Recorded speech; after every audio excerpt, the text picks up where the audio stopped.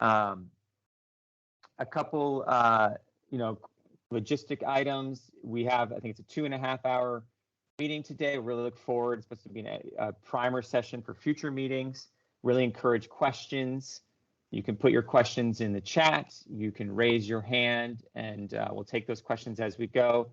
We ask if you have questions that you please state your name and any organization you may be representing before asking your question.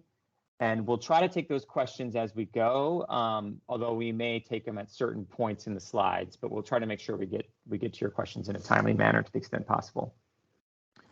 A quick safety call out. We've had a lot of rain recently, which I'm sure people are very thankful for. Maybe take a second to think about our firefighting crews. I'm sure hard work and very appreciative of the recent rainstorm. On the safety side, that first rain of the season often results in more dangerous driving conditions. So just keep that in mind as you drive. On that same note, if you're listening in to this meeting while driving, we respectfully request that you hang up and either finish your drive and get to your destination and call back in, or find a safe place to park while you listen to the call. It's not worth it to try to drive and attend this call at the same time. So again, this is the Distribution Planning Advisory Group primer session. This is the first of a series of DPAG meetings that we'll be having. This one is a joint IOU. It's really meant as an informational type of session. Then we've got 3 individual IOUs. We'll be each hosting their own DPAG session, where they'll be diving into more detail on their individual results from their cycle. You can go ahead into the next slide, Sky. So the purpose of this meeting is to do a couple different things. We're going to give an overview, a short overview of our distribution planning process, and then we're going to dive into the Distribution Investment Deferral Framework, or the DIDF. And if you're not familiar with that, this is the right place for you. This primer is really intended to give it kind of bring you up to speed on what is the DIDF. What is the G&A, the Grid Needs Assessment Report? What is the Distribution Deferral Opportunity Report, or the DDOR? As well as, what's the output of all that? How do we identify, candidate deferral opportunities for DERs? So if these terms aren't familiar to you, that's fine. That's the purpose of today, is to prime you for the subsequent sessions that'll be coming later this week for each IOU. So on that note, we will be also, the session is going to be focused on the DIDF, the Distribution Investment Deferral Framework. We are going to have, though, a half-hour overview of distribution planning. Obviously, we can't fully cover everything that's in distribution planning in a half hour. So we've also, encouraged you to seek some other sources. There's the distribution forecast working groups that we have each spring, that some of you may have attended, that goes into more detail. There's also there was a workshop held in August on distribution operations, including a 101 session that the utilities hosted on distribution operations. I'm going to put some of those links into the chat if you're curious. Apologies for not getting it into the deck itself.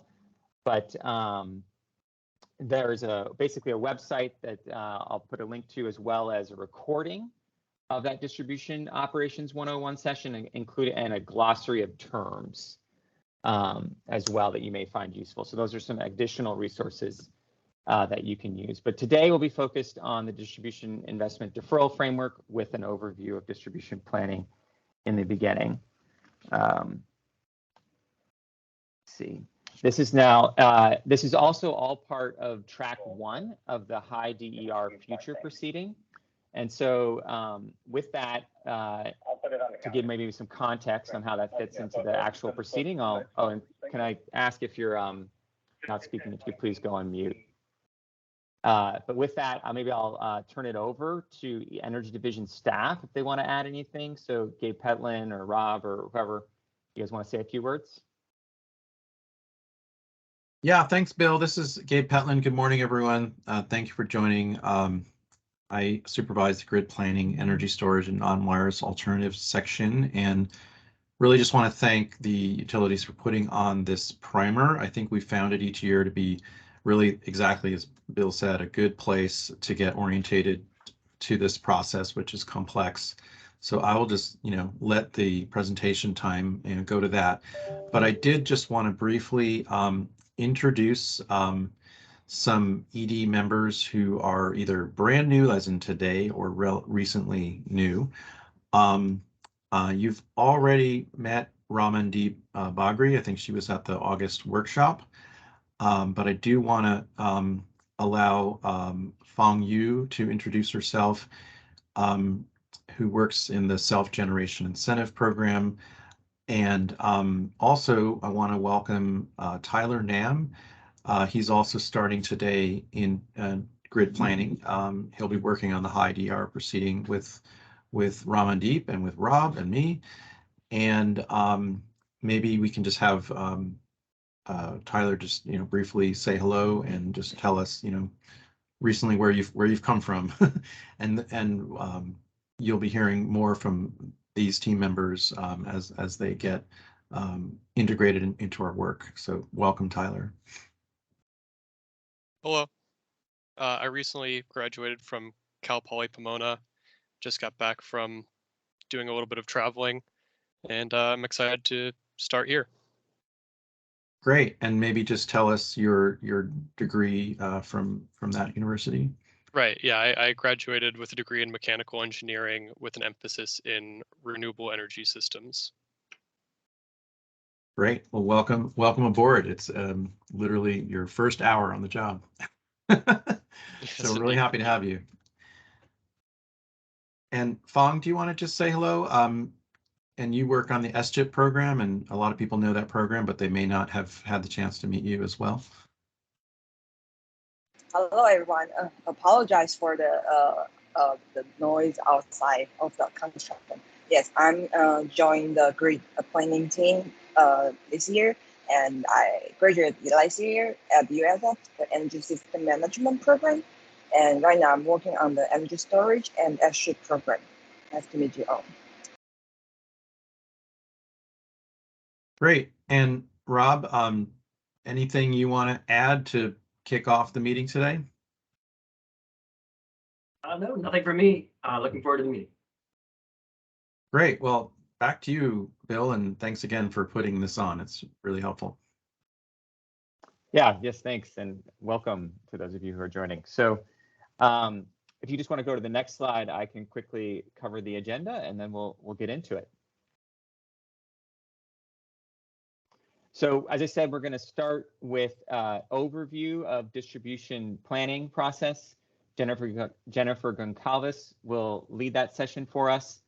Again, it's 30 minutes, so we understand that there may be more to come. We're working on some extra material for later in the fall that may dive deeper into that, but at least it'll give you a flavor of how distribution planning works. Then Minnie on our team will be going over the regulatory background and kind of what is the DIDF, as well as discussing the role of the independent professional engineer. We'll take a short break.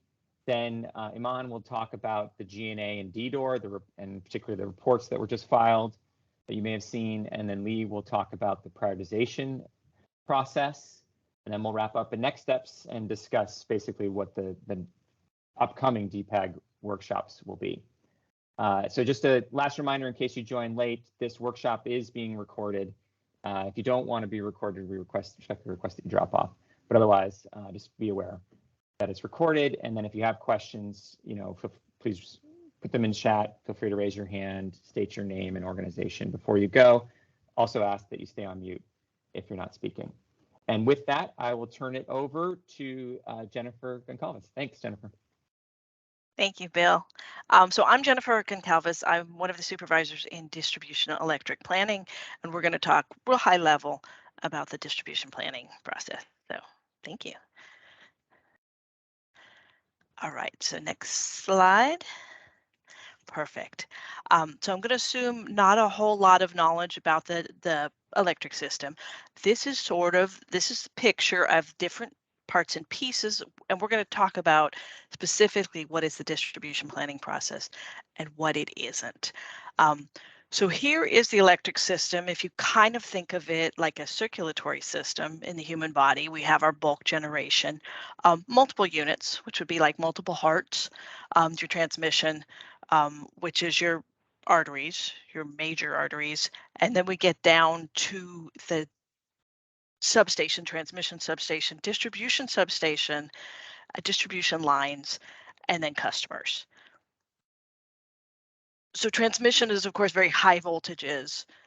It is stepped down to distribution, lower voltages, which then go down the street or around the block and through the neighborhoods, lower voltages. The distribution planning process, which is the part that we're interested here for the DIDF, is the part in red between the two dashed lines. So that's the distribution substations, which take the transmission or sub-transmission voltages down to distribution voltages, and it stops over on the right at the most close point of service to the customers. Where the distribution lines stop and where the customers begin with their metering and secondary services, that's part of the CPUC Rule 1516, is not part of this process. Neither is on the other side to the left, the transmission side. So no questions on that. All right, next slide. So what we do want to kind of bring to the forefront is that the IOUs, the 3 IOUs, are not, it's not monolithic. We really have a lot of diversity across the state, the terrain, the type of customers, weather. It's all very varied. So diverse topologies and service areas. So next slide. So we did want to cover a little bit what the difference is between distribution planning and distribution operations, in case there's any confusion. Distribution operations, if you think of operations, it's very real time. It's what is the present immediate system configuration. You may be an emergency, it may be a storm, you may have outages, you may need to move customers around and reconfigure circuits. So what you require when you're in distribution operations is almost a type of omniscience. You need to know everything. You need to know what's working, what's not, what's operable, what's not, who's out, who's not, what's safe, what's not. Do you care whether there's new load coming on next year? No. Or that there's a project that would help in another year? No. So that's operations, very real time. For us on the distribution planning side, DPP, we are planning for the future. So we're looking at 1 to 10 years, more or less. We're going to, for the most part, look at a normal system configuration. That's where the starting point is. Can we support load in the normal configuration? Are we interested in what future load is coming? Absolutely. Super critical to the distribution planning process. Do we need to know what projects are going to be happening in the next few years? Yes. Have to know what's adding capacity or what might be taking away capacity. Hidden load, and by that I mean air conditioning when it isn't running, or agricultural pumping when it isn't running, when a year that you don't see it, it's a big deal for distribution planning. Right. And we did, as Bill did say, we did have a distribution operations 101 presentation, and I think you put the link in the chat, and it's also at the bottom of this slide. All right. Questions? Okay. All right, next slide. So here we are into, now we're going to get into the distribution planning process. We're going to leave that operations to the side. This is distribution planning. So it's an annual cycle where we gather all our information and then we determine what's needed in the future to serve where the grid is going. Just the distribution portion, remember. So the distribution planning process lasts about 7 to 10 months, and we're interested in identifying deficiencies and then putting together the plan to mitigate those deficiencies. So what we want to do is kind of point out, we'll go a little bit more in depth into these a little bit later. But what's really important is the evaluation of the alternatives down at the bottom. We'll get to that in a little bit, but when you are trying to mitigate deficiencies, you really need a keen perception of the options, and that's what we're always trying to encourage in the distribution engineers, is to look at all the options, because a blunt force, just replace that which is overloaded, is not necessarily the most cost effective or the best option. All right, so I'm trying to think if there's any questions that folks have on this slide.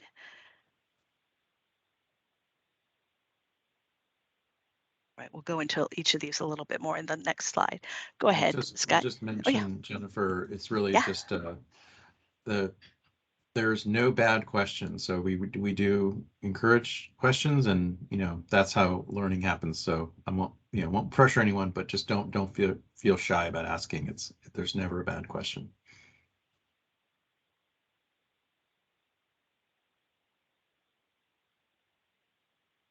That's very true. All right. So this is the start. This slide represents the start of forecasting.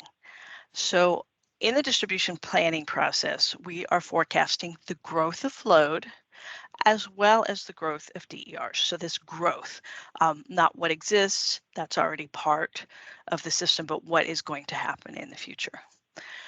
So we want to point out here that there is what is called the California Energy Commission IPR, which is an Integrated Energy Policy Report. And that is, it's every other year with an update every year that describes one growth scenario or multiple growth scenarios, and it's at the system level.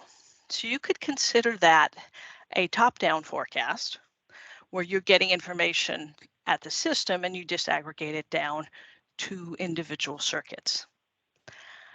There's also, and you may hear this, the bottoms up part of our forecast. Bottoms up just means you know a lot of information about individual customers. So if you know the information about customers, that is as low as you're going to get. That's information that pushes up into the forecast. And things like load. What's the load at the substation? What's the load on individual customers? That's the bottoms up information that goes into our forecasts for individual circuits and substations. Also adjustments. So customers come with service planning applications, give PG&E an application for new service. That is very detailed information at a geographic point. That also informs the forecast and gives you a little flavor of the bottoms up part of the forecast. So those two meet. The information we have at customer level meets and is constrained to the system level IPR for growth. The same thing occurs as we forecast the DERs. So we are looking for the growth of EV and PV, solar and energy storage, and all of those, and energy efficiency. So those are part of the forecast as well, most of them taking away load. PV is peak shaving during the day, energy efficiency takes away, and then electric vehicles add load at certain times. Questions? Hi, Jennifer. Ramandeep here from Energy Division, CPUC. Yes. Yes. I have a question. So we are talking about the forecasting, but some of the DPAC data shows us that there is a year of need 2022. If you don't mind, can you elaborate how that fits into this? I'm sorry, I didn't understand. What in 2022? Year of need. So I'm assuming if that is the current year's need due to capacity or other reasons. and So- is in the DPAG files. So the current, so what year is the current year of need in the forecast? Is that the question, Ramandeep? Yes, how does that fits in this forecasting? I assume that might be in the near term, but as we are talking about the mid to long term, so how does 2022 fits into this project? So 2022 would be the first year of the forecast for the forecast that we're going to look in at the individual DPAGs. So the forecast that fed the new DDOR and G&A grid needs assessment reports that we're going to be looking at in the individual DPAG meetings. The first year of the forecast is 2022, and it goes 10 years from there. So there would be needs shown. Well, 5 years is in the grid needs assessment actually. So the 5 years from 2022 on to 2022, 3, 4, 5, and 6 would all be covered and shown as a forecast for individual circuits and substation transformers in the 2022 grid needs assessment report that we're going to be looking at. Is that help, Ramandeep? Yes, that helps. Cool. Thank you for the question. Excellent question. Sure. Thank you.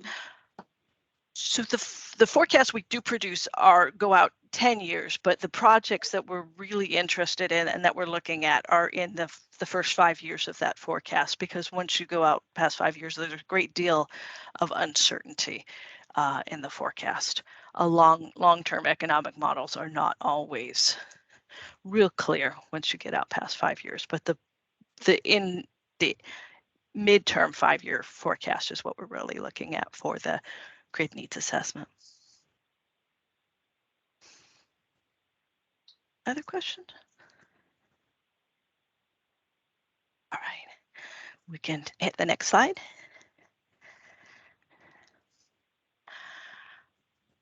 So as we said, we're looking to determine the needs on the system. And by needs, we're talking about where there might be overloads, thermal violations, voltage issues, power factor issues. Where is there a problem based on load growth, and with DERs also in the forecast? So things that we consider are the effect of utility projects on the system. What does it do to reconfiguring the circuits? We also look at operational flexibility. There isn't a real strict definition for that, but we do take into account things that the folks in operations tell us. If operation tells us we cannot clear an asset any time of the year, then we're going to need a project to make sure that an asset can be cleared for maintenance sometime during that year. We'll look at the diversity of specific load and customer mix, and then the effects on protection schemes due to projects, because as an engineer, you want to not only have a keen perception of options, but a keen perception of the impacts of the project. For example, a load transfer can interrupt an existing protection scheme, and that needs to be taken into account, understood, and mitigated. So we're looking, as we said, both at thermal capacity, overloads, and voltage and power quality needs, power factor.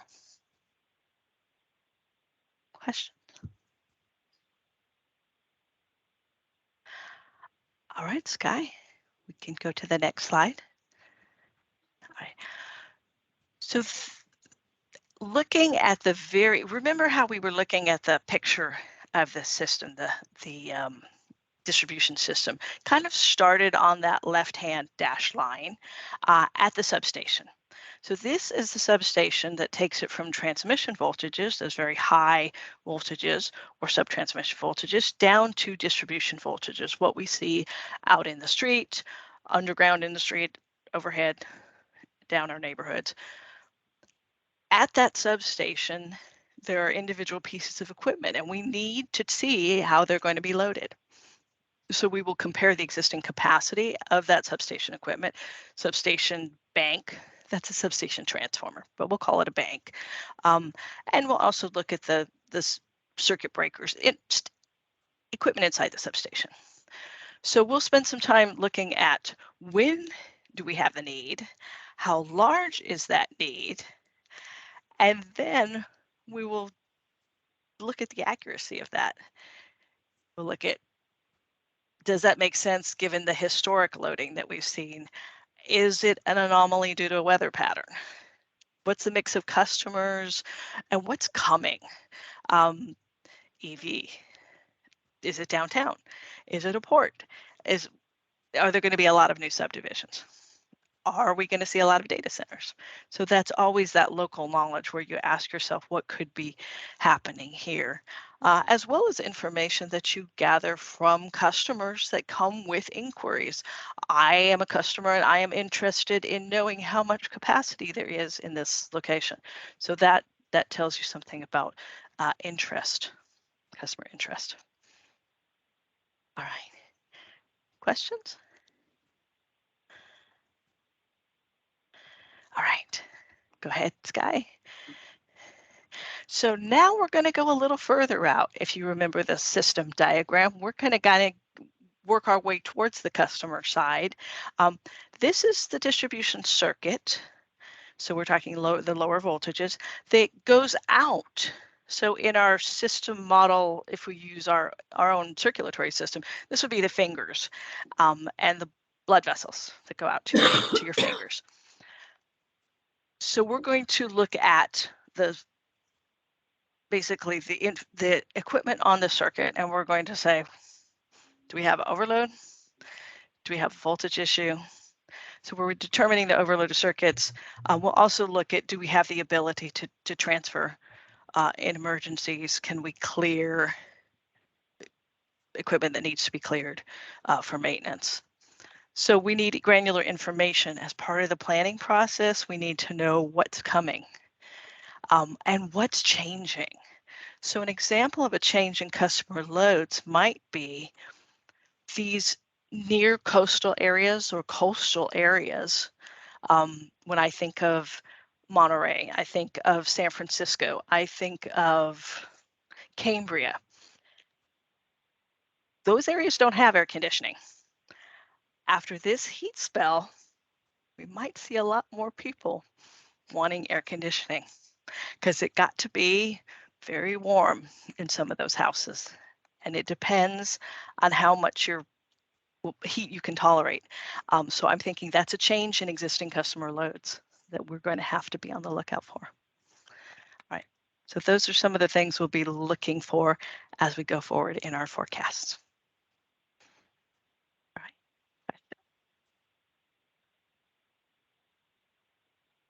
All right, next slide, Sky. All right, so voltage is a need too.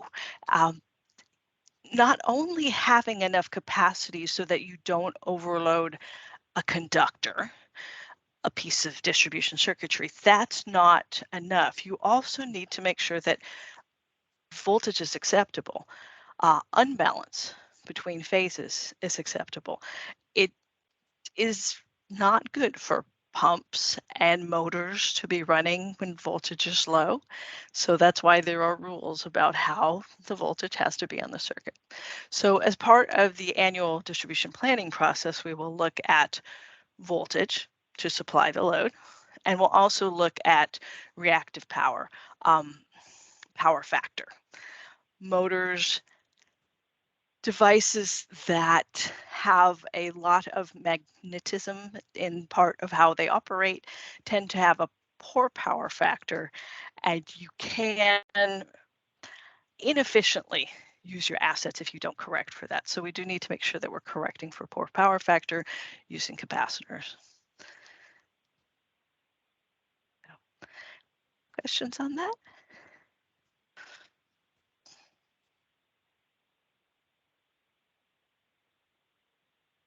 All right, next slide, Sky. All right, so here we get to the place where we've identified a need, be it voltage, be it an overload at the substation or an overload on the circuit. Once again, we are looking for a keen perception of options. We're trying to create the best fit for what is coming, trying to least cost, but not necessarily the lowest cost if it doesn't meet the need. So it has to meet the need. So we'll look at, as we said before, if you have a overloaded transformer inside the substation, the best thing or the best option may not always be to replace that transformer. You want to see beyond that substation to other nearby circuits and substations with available capacity. Can you move that load around? What's the time of need? What year are you going to need that? When is the overload coming? You look for local conditions growth. Are you going to see a lot more growth? Because if so, the project needs to be able to meet that future growth. We look at the ease of new infrastructure. Does the substation have the ability to have an upgrade to accommodate new equipment or replaced equipment? We look to the impacts to the operational flexibility. We also always look at the available circuit ties because, like we said, we can move load around. So not necessarily a flow chart where bank overload, replace bank, not like that. It's very much that keen perception of options and knowing one's system. Okay. Questions? Hi, Jennifer. Ramandeep here, CPUC Energy Division. Yes. I have a question on the slide. Can you explain again what his available circuit ties represents here? Yes, so available circuit ties would be, you would look at your available circuit ties to see if you could move load from one circuit to another, one substation to another. If you don't have the available circuit tie, but you would like to move that overload, you have an overload on a circuit, let's say, if you built a tie, you could move that load or some of it to a circuit or substation that had capacity. You would look for available circuit ties, or would I want to create a circuit tie? Does that help, Ramandeep? Yes, it does. Thank you. Thank you for the question.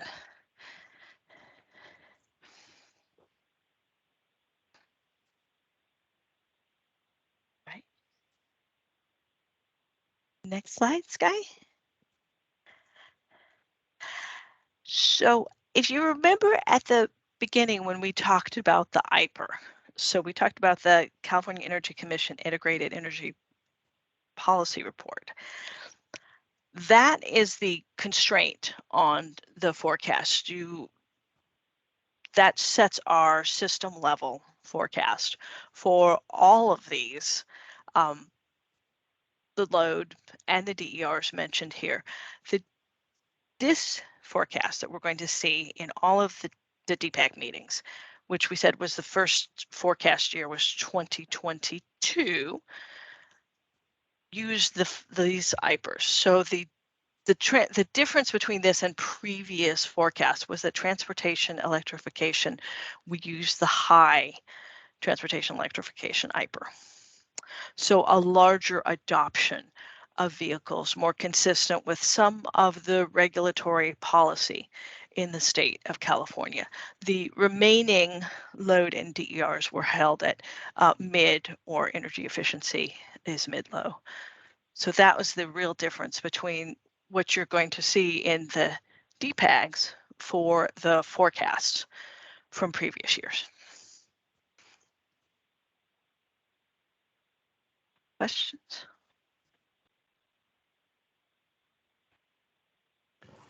And Jennifer, maybe I'll add a note. Just so this, as Jennifer said, is this is an annual distribution planning is an annual cycle. So the reports that we just published in August really started back, a year prior, and that's what's being reflected here. These are the assumptions that were taken and approved, and so we've already launched, next year's distribution planning cycle. With new updated assumptions. So this is what she's showing here is the assumptions, used in the reports we just published and why that start with the 2022 forecast. And I see we have a hand raised from, thanks. Yeah, This is Francis Cleveland. I'm involved with the Smart Inverter Operationalization Working Group, and we're developing what I would call dynamic responses to power system conditions with respect to active power and reactive power voltage, et cetera. How much do you believe that you will be able to incorporate dynamic actions taken by customers to reflect grid conditions?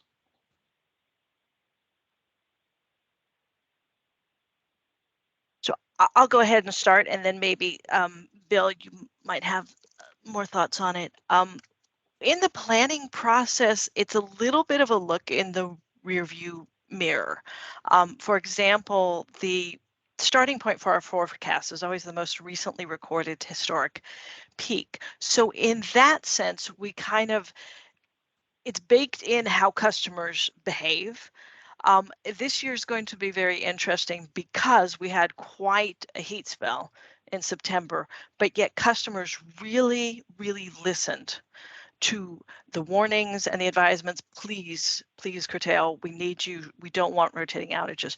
So that's going to be somewhat baked. That behavior will be baked into the forecast. So for planning, I don't know if it's as critical to us to know that as it might be for operations to know real time what's going on with the power factor. I don't know. Bill, do you have a sense of that? Yeah, I mean, so I think the question was specifically about the dynamic behavior, and I think when we're looking at planning for like capacity needs, the durations we're talking about usually are not in the what I would normally think of as the dynamic range, but we do look at other types of needs too, and then as well when we're sourcing, as we'll get into later, the type of products that can be offered, if they have dynamic capability, might play in there. But in terms of the general planning process, I would say, right now we do look at different DER types and do that in the forecasting, but it's usually on longer time scales, not necessarily taking into account the dynamic nature, but that might be something we see more type of needs to look at dynamic capabilities. I could see it feeding in through those DER assumptions that we're building into the forecasting. So hopefully that kind of covers your question. It's a complicated one for sure, though. Hey, Bill, if I can just add for Francis. Yeah. Right. I think, right, this really just differentiates between operations and planning. It's a great question, Francis. Right. So if you have an asset that in real time is either going to be there or not be there, and it fluctuates throughout the day, from a planning perspective, right, we need to plan for that not to be there, right? If that's generally how that resource operates. It's there, it's not there, it's there, it's not there, right? If we have to plan for the system, we need to plan for the scenario where it's not there, right? So the planning perspective is going to be slightly different, where operations has to plan kind of in a sense as well, but they're going to be doing more day of planning or things like that, and in real time, trying to account this resource is there, it's not there. Do we have an abnormal configuration? How is this resource going to impact with an abnormal configuration or an outage? That's going to be more planning for that dynamic aspect. Well, I think that what I'm looking at is, let's say we have dynamic behavior that is scheduled.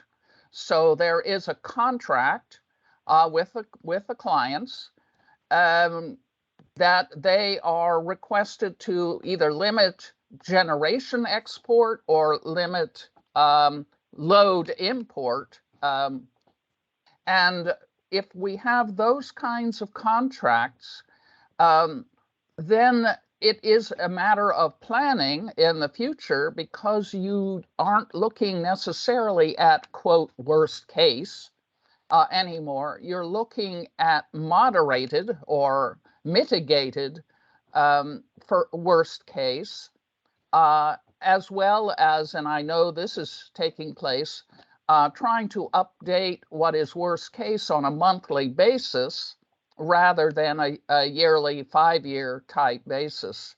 So that's what I'm looking for, where it is at least contractually agreed. That won't mean that somebody doesn't, break the contract, but let's assume for the moment that it's contractual. And, can you take those kinds of considerations into place because it's now a schedule, say for the middle of the day or from 4 p.m. to 9 p.m., that kind of schedule.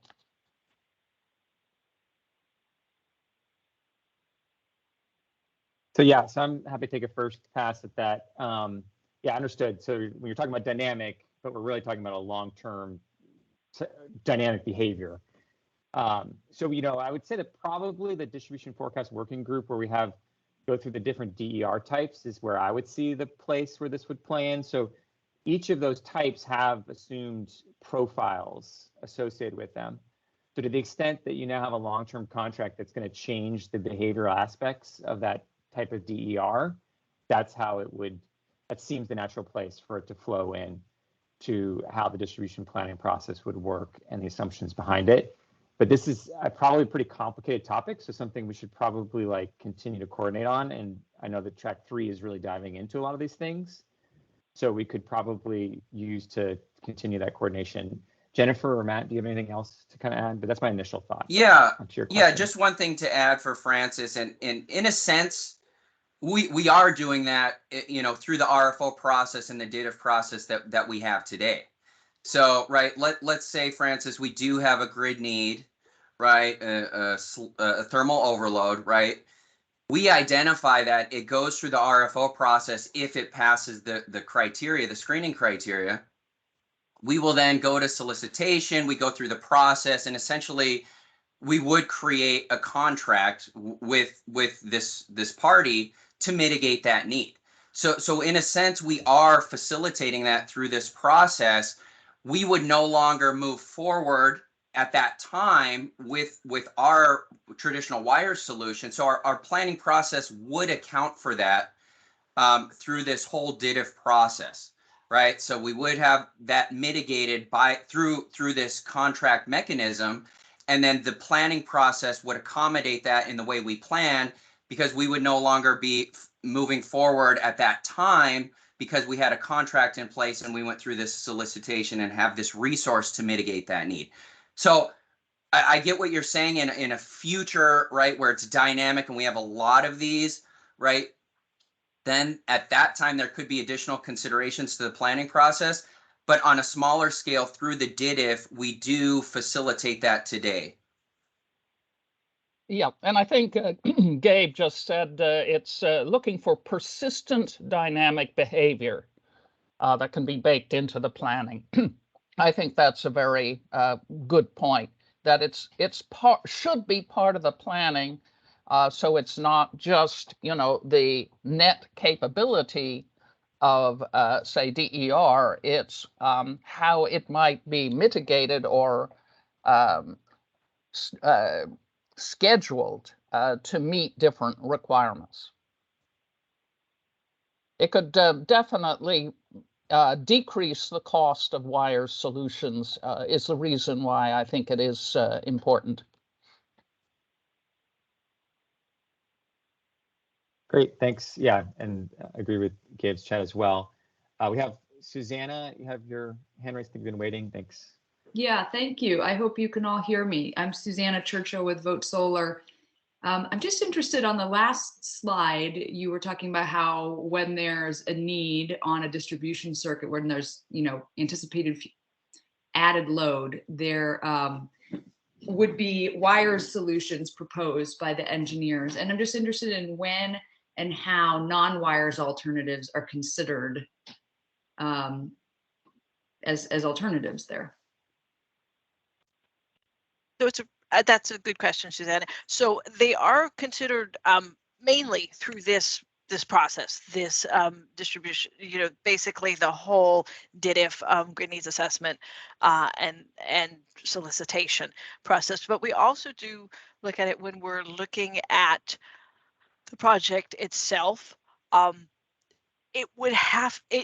it's something kind of obvious that certain DERs wouldn't work, we're going to have to leave those by the wayside. What we have a lot of peaks now is peaks after the sun goes down or right around sunset. So for those, we would not recommend solar. For a lot of the new loads that are coming online, they are very large and they don't leave a charging window for energy storage. So for some of that, it becomes quite obvious that certain DERs in solitude basically would not work.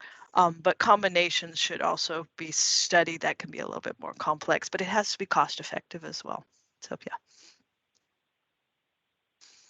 And Bill, did you Suzanne, want to add to that? if I understand your question, yeah, if I understood your question correctly, if you're not familiar with the distribution investment deferral framework, which was what we'll be talking about the rest of this session, that really is all about how to identify and seek non-WILES alternatives, as will most of the individual DPAG meetings will be about those opportunities. Also, the track 1 of the high DER proceeding has some scoping questions about, alternate other ways that we might want to look at using DERs. So that's another policy arena to discuss that. But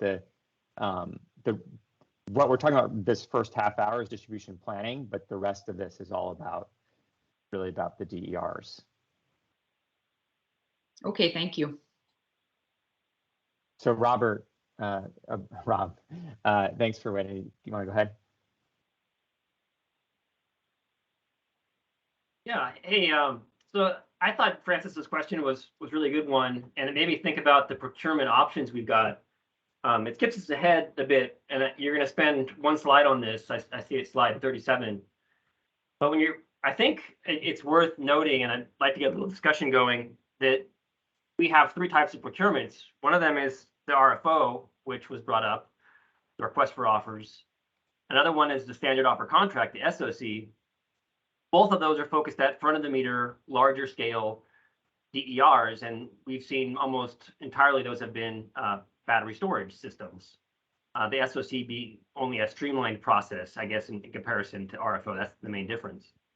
But when we talk about dynamic activities, it seems to me that the partnership pilot is important to think about. It's focused on behind the meter as opposed to front of the meter. So lots of aggregated smaller DERs. And so I would think as an aggregator, you would have smaller scale battery storage and solar, probably maybe paired, maybe electric vehicles participating. And some would be participating when needed, some might not, but you'd have enough that you'd meet the need. I just wondered, Francis, had you consider? I mean, does this respond to your question in some ways that hasn't been responded to yet? Is it that we have this other procurement method? We do it on an annual basis in tranches, and I think it lends itself to this idea of a dynamic pricing use case or a dynamic use case.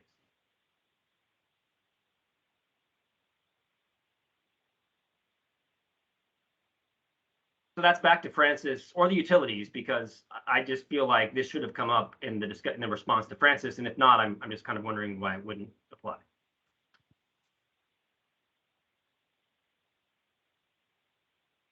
Yeah, Rob, I think you're absolutely right. I was sort of hoping for more detailed responses on, like you said, the difference between in front of the meter, behind the meter, and so forth. This may or may not be the right forum to get into the gory details, but I do believe that you're absolutely right that all of these things need to be looked at, and new ways of thinking are going to be really important, particularly this persistent dynamic. I think that's a good phrase, persistent dynamic behavior. So I'm all for thinking through those issues in more detail. Thanks. Hey, Francis, Yeah. this is Jan Strack with San Diego Gas Electric. I just want to emphasize one thing that I think is important in this regard. We essentially plan to what the Energy Commission forecasts. Therefore, it seems to me that one of the key elements or components in the future is going to be coordinating with the Energy Commission on what their forecast is and what it reflects. So I think this is another key element that we need to keep in mind looking ahead. That's a good point. I think we need to get all the stakeholders involved and try to cut across some of these silos, because without that, we're going to be, crashing silos together without having a really coordinated response.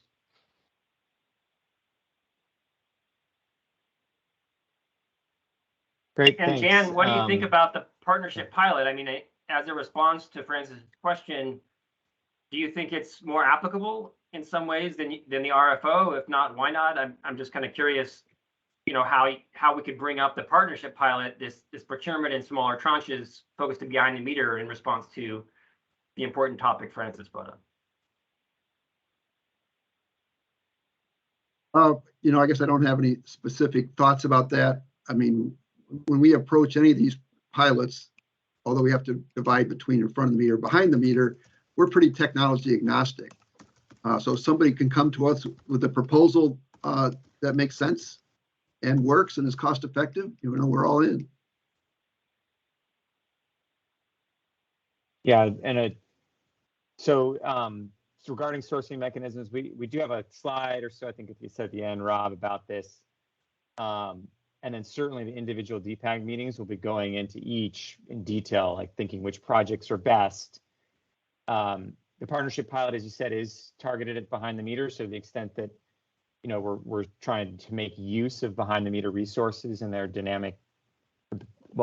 persistent dynamic behavior, that's a logical place. One other clarification, just in case parties get confused, the DIDF RFO does accept behind the meter bids. The partnership pilot is focused on behind the meters, but don't want people to discourage from bidding behind the meter bids. So you can do that in the RFO process as well. It's just the SOC pilot that doesn't accept them, but it's focused on in front of the meter, the SOC. But we'll definitely be going through all of that in the individual DPAGs. But at a basic level, to the extent that you're like, the partnership pilot really is focused on behind the meters, so it does seem like a good place to explore this persistent dynamic behavior coming from behind meter resources. But for time purposes, I'm suggesting we move on to, I think someone's had their hand raised. Miriam, you want to quickly ask your question? Hi, and thanks. wrap up Yes. and move on to the next section. This is Mariam Mozaffari, advisor to Commissioner Houck. My question is actually on this table.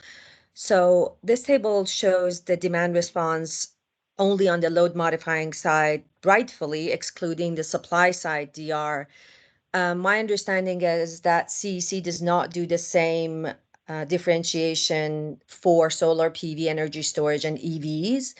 So do the utilities have a mechanism to account for the subset or the portion of these behind the meter resources, the PV and the storage and the EVs that end up behaving like a supply side resource, mainly in the supply side DR?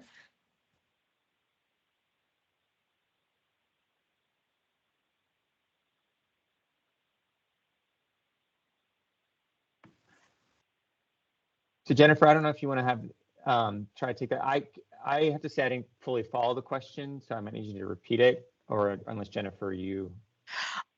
I'm not sure I understand it. Okay, let me rephrase it a just different way. All right, Sure. thank you. I appreciate it. So there for the demand response, there's the load modifying, there is the supply side. They're both behind the meter. One acts as a supply resource, one acts as a load modifying. So in this table, the supply side resources that are still behind the meter resources are being excluded because they're not looked at as load. We have the exact same behavior for solar PVs, energy storage, and EVs that are still behind the meter, but a subset of them act as supply side by enrolling in demand response programs, in supply side demand response programs, and behaving to CAISO signals, hence being called supply side.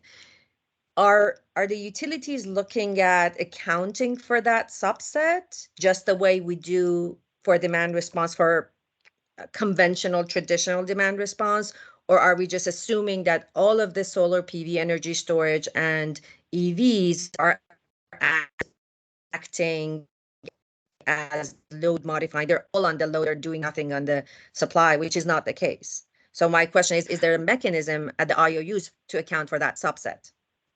No, we haven't differentiated between the two in the forecast. We haven't assumed that a certain amount of PVs will be behaving differently than other PVs. I'm not sure how they'd be behaving differently. I'm still unclear about what the difference is between one set of PVs and another, but we assume that they all behave the same.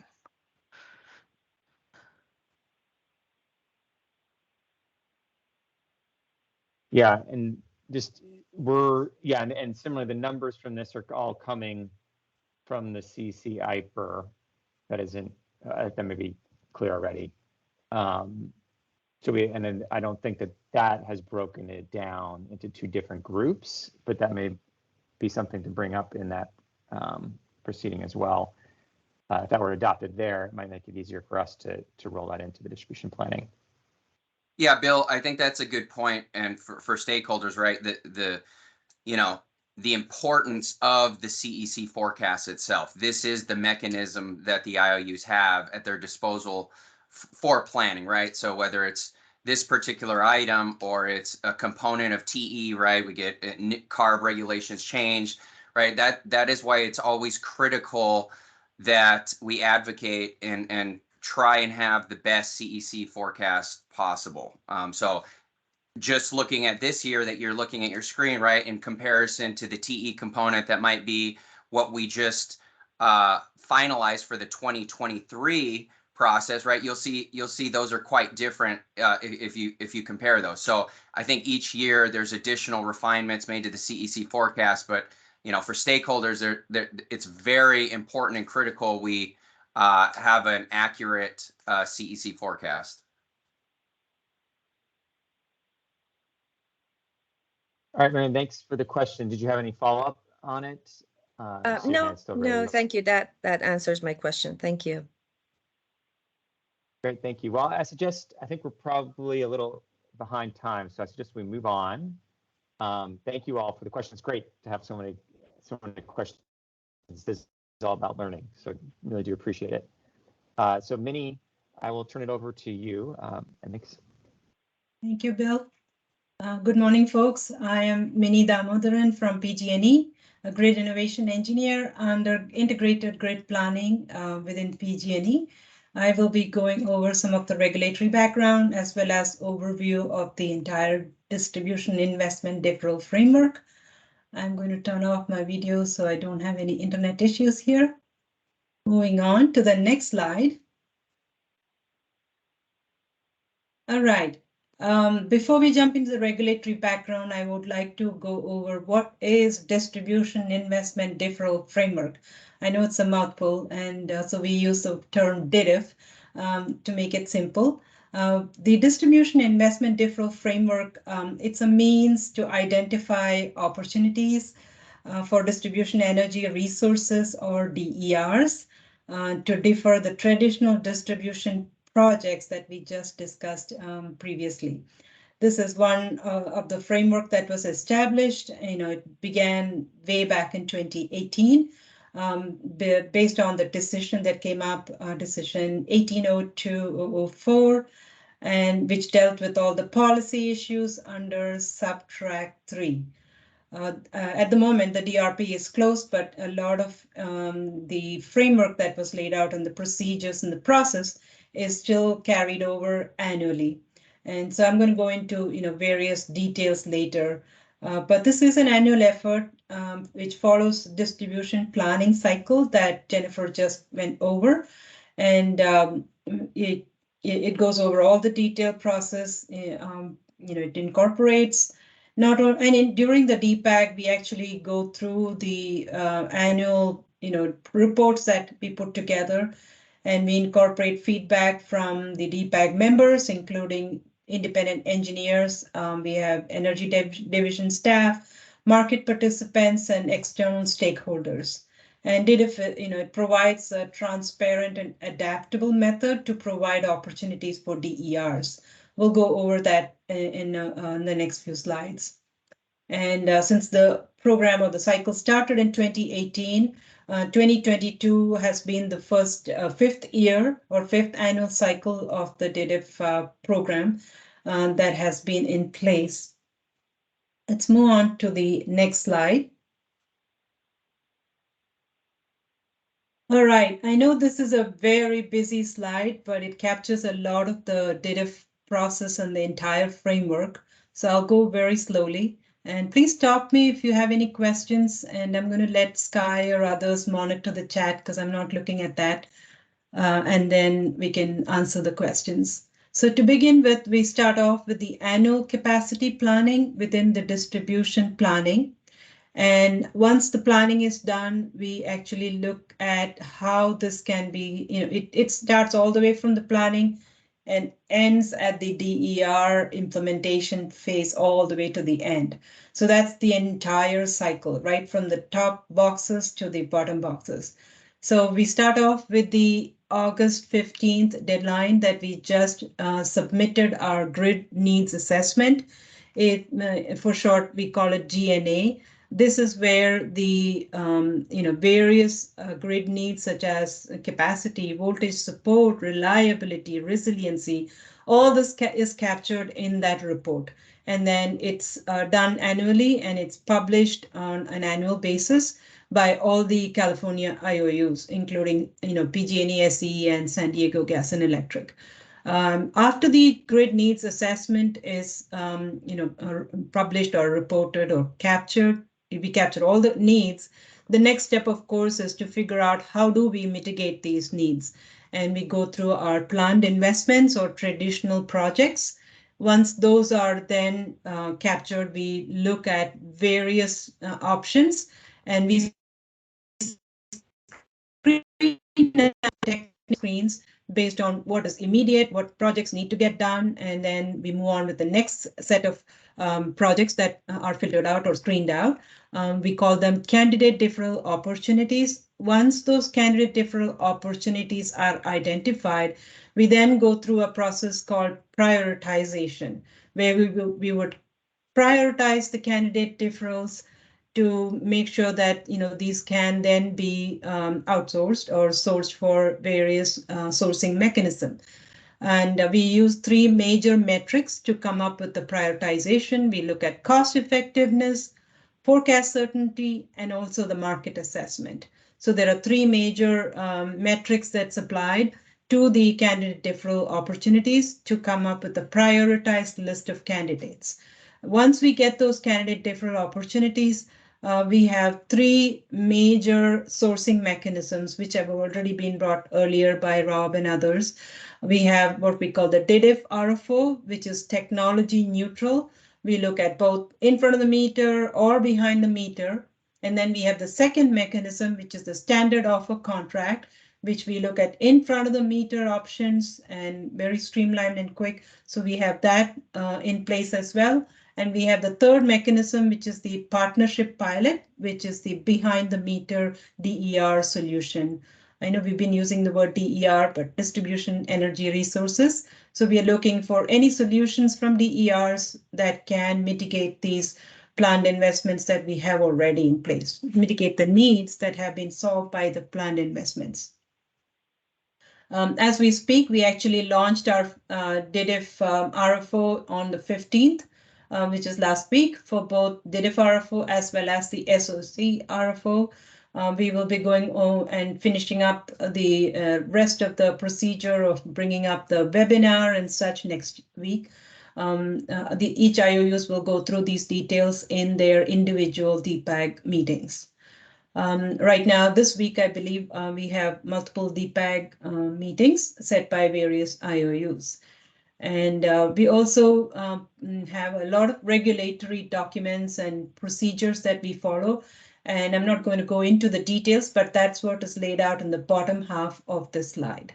So we have an advice letter that goes out, and then we have, various contract in place and, execution of these contracts, as well as, finally implementing the DER solution. I'm going to pause here to see if anybody has any questions. If not, we can move on to the next slide. Okay, thank you. All right, as mentioned before, CPUC decision 1802/004 was established, which was an annual process for the IOUs to file specific distribution planning data, identifying opportunities for DER deferral, present to the DPAG members, which is Distribution Planning Advisory Group, and also launch the competitive solicitation for DER products and services. Now, DIDF was already established in 2018, and now we have 5th year of this entire cycle. Okay, let's move on to the next. All right, I know this is another busy slide here, but I want to highlight that, after the decisions were made, there are opportunities to modify the regulatory language, and that is done via the ALJ ruling, and it's modified. The first year in 2019 modified the process, established some requirements for GNA and DDOR. And then in 2020, there were 2 additional things that came on board. It clarified and updated the scope of both independent professional engineer as well as the independent evaluator. And then we had a lot of reforms that were in place to make sure this is, in line with all the IOUs having requirements that are consistent across the board, having any modifications on quantifying and developing joint IOU prioritization workbook that all IOUs are using currently. This is our 2nd cycle that we've used this. So that was all established in 2020. Then came 2021, where a few more reforms were added and revised to provide additional clarity around cost recovery, transparency of data, and some terminology. And we had one more ruling in 2022, earlier this year, where it was further modified with a few clarifications and additions. Okay, let's move on to the next slide. Thank you. This particular slide, we are actually going over what is, the DPAG and the participation. As you can see, there are a lot of commission staff. Many of the IOUs participate in this. We have market participants and other external stakeholders who participate in DPAG and provide their feedback, which is very valuable for the process to be successful. And we also have a lot of responsibilities and duties. So we are hoping, and we take all these feedback and improve our process as we go along. Okay. Let's move on to the next. I quickly wanted to touch upon the role of the independent professional engineer. All of the IOUs currently use Bernard Speckman. He goes by Barney. From Resource Innovations, his team has been working with all the IOUs on the verification and validation of the the entire GNA as well as DDOR. Any data that we publish they have been working with us on various steps that they've put in place. They have pre-DPAG, that is before this, they've been working on along with the IOUs to capture all the data, review them, and prepare the that's been prepared, right? We just filed our GNA DDOR, and all the data is now churned through, and they look for consistency and validate the data that we have in there. And during the DPAG, they prepare a preliminary report and provide that during our DPAG, various findings that they have and their feedback of what they found during the verification and validation process. And then the third phase is where the post-DPAG, after the wrap up of the DPAG meetings and collecting all the thoughts. They also put together a comparison of all the 3 IOUs, what works, what doesn't work, what is good, and how can we improve the process.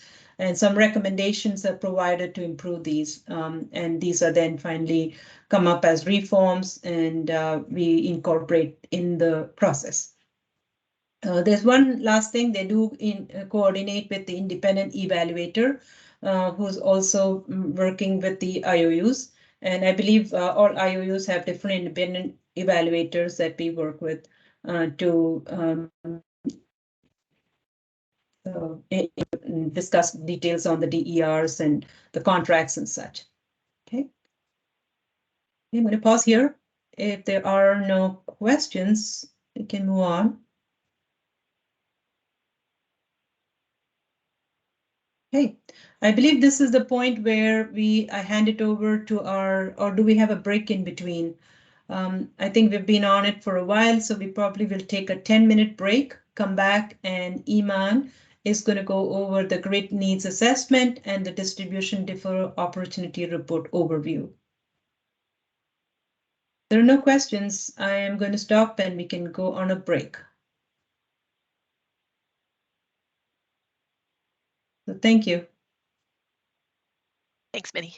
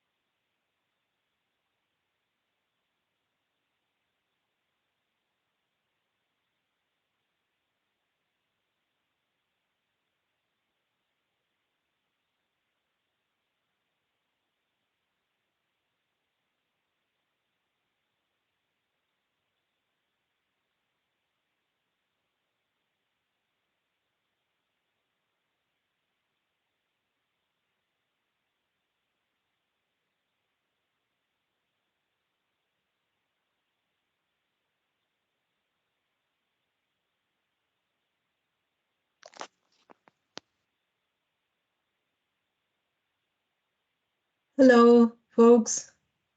Iman, are you ready to go over the next portion here?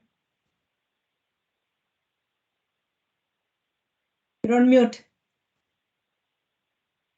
I'm so sorry. Yeah, I was on mute. Yeah, thank you, Mini. Good morning, everyone. I'm Iman Niazazeri. I'm a team lead at distribution planning at San Diego Gas and Electric. And today I just want to walk you through the portion of the reporting for G&A and DDOR reports. So yeah, so I'm just going to start presenting.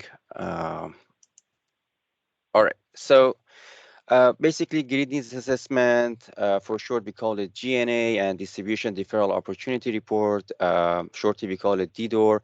It's just the regulatory part that we file everything at the end of the distribution planning cycle. So if you could just move to next slide, please. Yep. So just an overview of the G&A DDOR report.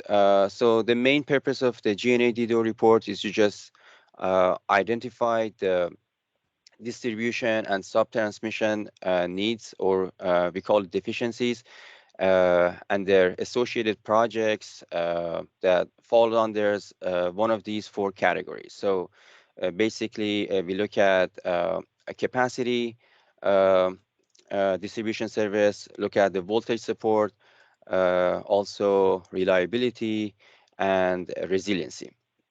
So the first step for identifying the deficiencies and defining the projects is to just start with the load demand and DR growth forecast for each of substations and circuits over a 5-year horizon, which will be identified during our annual distribution planning process. So earlier this morning, we talked a little about this.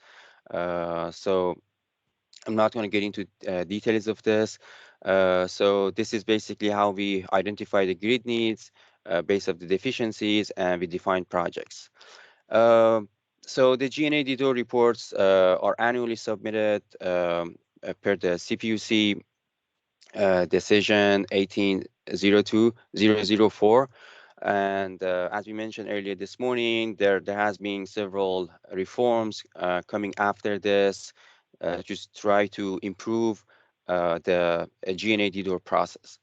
All IOUs, they filed their G&A DDOR reports, which we filed all together on August 15 of each year. So yeah, any questions so far? All right, I guess we can move to the next slide.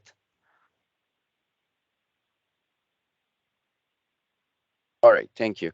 So basically, we report the all the deficiencies, being identified in the system through the G&A table. So the whole process starts with the forecast demand and also the DR growth, which being through the distribution planning process.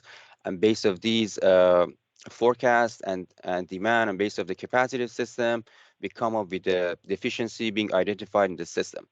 And based of the deficiency being identified in the system, the grid needs location being identified in the system. So as we can see, we calculate the forecast demand for the 5-year horizon. So here, just for simplicity, we just showed for the 1 year, but it goes all the way from 2022 to 2026 to calculate the forecast and also the DR growth in the next 5-year horizon. So the DR growth, it has several components. It has PVs. We have it for both residential and non-residential. It has energy efficiency component, also electric vehicles, load modifying demand response, and also energy storage. The forecast being calculated for all the DRs. Also, to identify the needs, we label all the circuits and substation based on the facility ID. This should be actually a unique ID identifying the facility in correlation with the forecast data. Also, we have the substation and circuit ID, which basically identify the circuit that this facility is connected to. Also, we have facility loading, which is the forecast value over the circuit capacity. And also, we identify the amount of deficiency and percentage of that for respective circuit or bank in the system. So I guess we can move to the next slide. Yeah, I see you have a question. Yes, can we go on the last slide, please? Ramandeep here. Sure. Thank you. I have a question regarding the data San Diego provided for the grid need assessment. I believe you haven't given any specified projects in the template, but I see this table. So is it the alternate table that in which you are giving the data to energy division, or because I did not see anything in prioritized matrix? If I'm clear with my question. Yep. So just to be clear, for the purpose of the whole these primary DPAG, we did not want to provide the details of that, but in much more detail, we're going to discuss in our individual IOUs. So I guess your question is if we have this. So this is only part of that. As I said, it we start from each year from 2022 all the way to the next 5 years, all the way to 2026, and we provide the whole data for all our circuits and substations. Yeah, thank you, Iman. I'm sorry to bring that up in the primary DPAG. No. Yeah. Of course. Thank So you so yeah, much. like I said, we're going to discuss in more details in our individual IOUs DPAG. Thank you. Thank I you for your appreciate question. it. Of course. So I guess we can move to the next slide. Yeah. So after we identified the grid needs locations, we just further specify the grid needs assessment based off the different categories that being specified in the ruling. So basically, we start from with type of facility with deficiencies. So if it was for instance, if it was a part of a distribution line, or if it was a segment of distribution line, we specify that in this table. And we talk about when we specify the distribution service required in the system.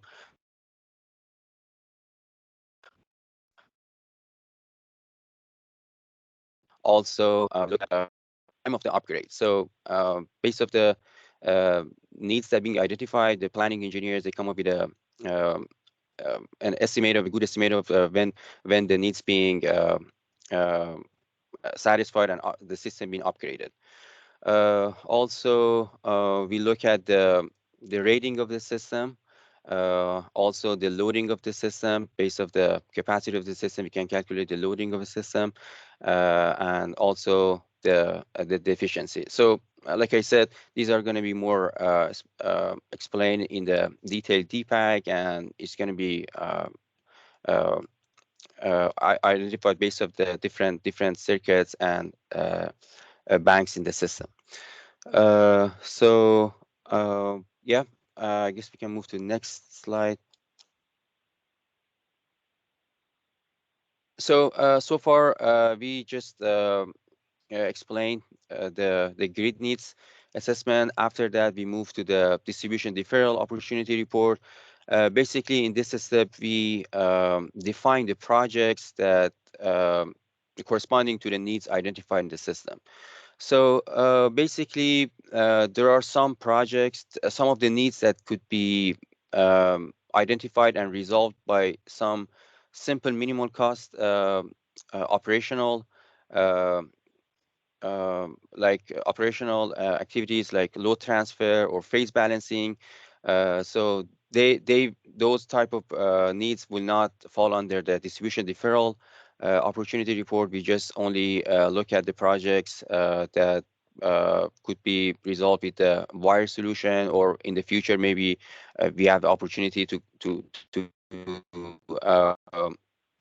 go to the candidate deferral step. So basically in this step we specify the project type, also so type of, it's basically saying the type of traditional capital investment equipment to be installed. Is it going to be reconductoring, for instance, or it could be installing a capacitor in the system to resolve that need in the system.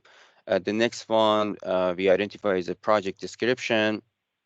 It includes the facility name, type and ID of substation and feeders, which correspond to the G&A data. So in the G&A table, we identify the needs based on the G&A ID, and then in the DDOR table, we just correlate them with the G&A data. Also, we specify the distribution service required in the system, if it was thermal, if it was voltage, reliability, or resiliency type of distribution service needed. Also, we look at the in-service date, which is actually the anticipated upgrade date for the projects. Also, we have a column to identify if the needs is deferrable by a DERs or not. Also, there's a column which specify the amount of estimated LMBA range. So LMBA is essentially a load a locational net benefit analysis, which is basically simply to put it, it's just a quantitative way of benefit generated by deferring a capital investment. Also, we look at the number and composition of customers by class. The class of the customers could fall under residential, industrial, commercial, or agricultural type of class. We also, there's a column that based on one of the rulings, one of the reforms that came out of the first ruling, the IUU is required to include a column for indicative AAC, which is basically refers to the project's deficiency cost. It's basically a unit of project cost accuracy. And finally, I think it was in 2021, DDF reform that it's required to also include all the prior DDOR projects in the DDOR reform. So any questions so far? Okay, I guess we can move to the next slide. Yeah, and finally, if any projects fall under, so as Minnie mentioned, the whole process after initial screening process, some of the projects may fall under candidate deferral projects. So basically, we kind of include those type of projects inside a different table, and also we put them there. So basically, it looks at the several specific fields. We look at the general geographic region or deferral opportunity, look at facility IDs. Again, we look at the distribution service required for that candidate deferral. Also, in details, we talk about the estimated LMBA range, and also duration of that need from what hour of the day to what hour in the, most likely in the afternoon. We look at how many hours a day the needs are going to be needed, and also what time of year that candidate deferral needs can be included for that specific candidate deferral. Also, finally, the unit cost of traditional mitigation. also being included in the system for those candidate deferral. Okay, and I guess we can move to the next slide. Yep, and finally, based off the new reform that we received this year, we required to specify a new data set in the G&A DDOR report. So as we said, I guess earlier this morning, we include the known loads projects in our forecast process. So from this year, we require to have to list all those known load projects that been included in the forecast process and improve the tracking and reporting of that. So basically, the IUU is required to identify the known load projects and specify the specific field for them. So basically, the amount of load, the circuits that being used, that known loads are being located on those circuits, in service state, and also type of loads should be identified. So yeah, these data set has being augmented to the G&A DDOR this year, and it's going to be from this year moving forward. So yeah, and next slide, I guess, I think that was the last slide. Yeah, any question?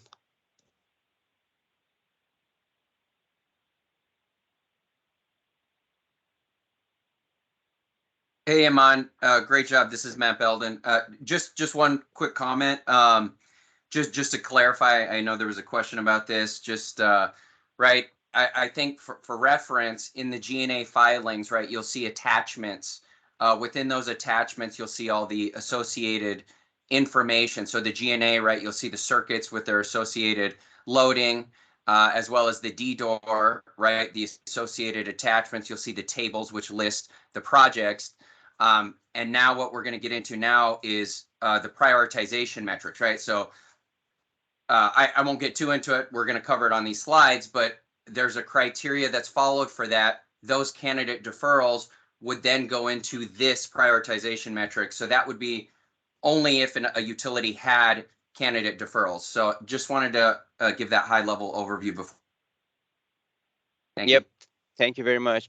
Also, I encourage the audience to attend the individual DPAC meetings that each IUU has, so we get into more details of all these fields and for all the projects.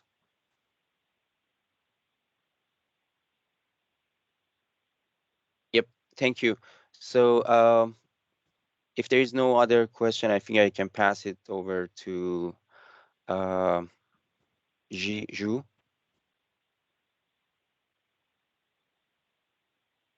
Oh, you're on mute. Thank you, Iman. Thank you. Okay, good morning again. My name is Li Xu. I'm from Southern California, Edison.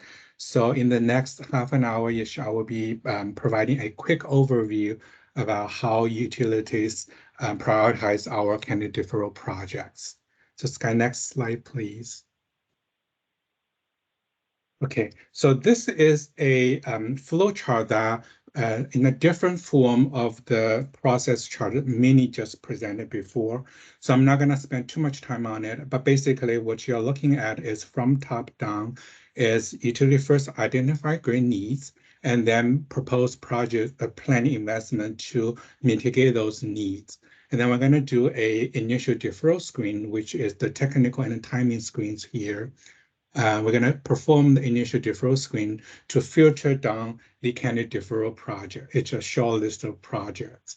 And then the prioritization metrics come into play where we rank this project into different tiers, and then we start to select different projects for different DER solicitation programs.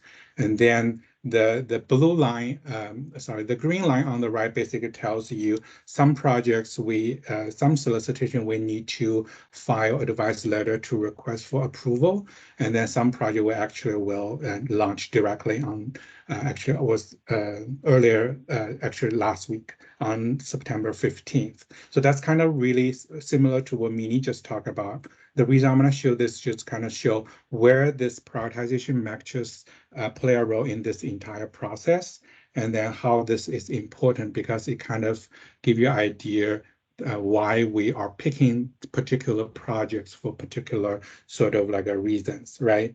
So that's kind of really high level. Before I move on, getting to the more detail of the deferral screens, any questions?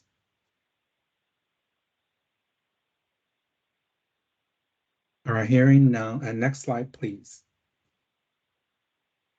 Okay, so we're going to talk about the initial deferral screens. We just talked about that. In order for a planned investment to be considered as a candidate deferral project, they need to pass the initial deferral screens.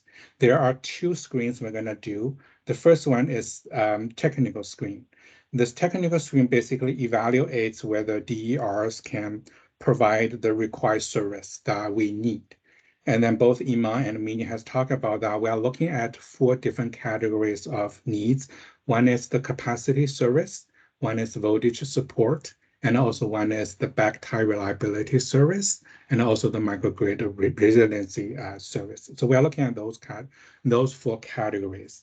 So if a planned investment only adjusts grid needs under these 4 categories, then it will pass the screen.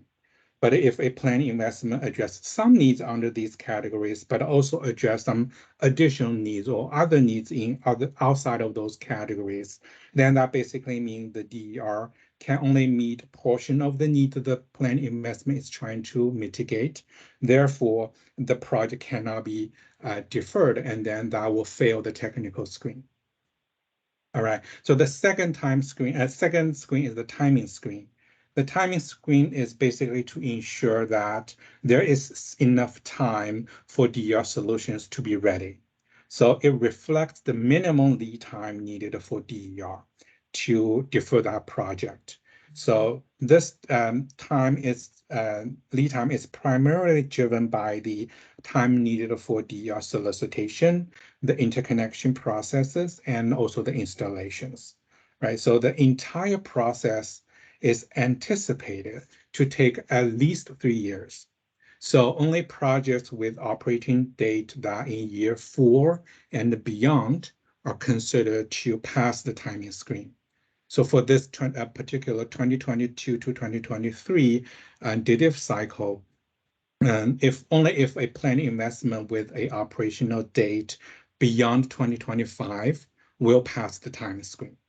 So that's what we look at those planned investment, try to see if they can be considered as a deferral for candidate deferral for DER. All right, so any questions on this screens? Yeah, this is Francis Cleveland. I am wondering, it just wasn't clear in the way you said it, so maybe you can clarify it. Under the technical screen, you said that if a DER can't provide all of the distribution services, or is it the specific ones that it can provide part of, like 50% of distribution capacity, or exactly what causes it to fail? Okay, thank you, Francis. So yeah, probably should make it a little bit clear. So if the traditional wire solution is to provide any one or some of those 4 services, but those are the services the planned investment will provide, then DER can defer. But for example, we are looking at, I'm just making things up, for example, protection services, right? And then if the traditional wire solution has that services to mitigate, but it's not under these 4 categories, then the DER, we don't think the DER can defer that project because DER at this stage, we don't think that can provide the protection service. So if the planned investment has more than those 4 categories of services, and then that will fail the screen. Does that help? Yeah, that helps. And I presume this is strictly for distribution services, not, for instance, being able to provide CAL-ISO with some services. That's right.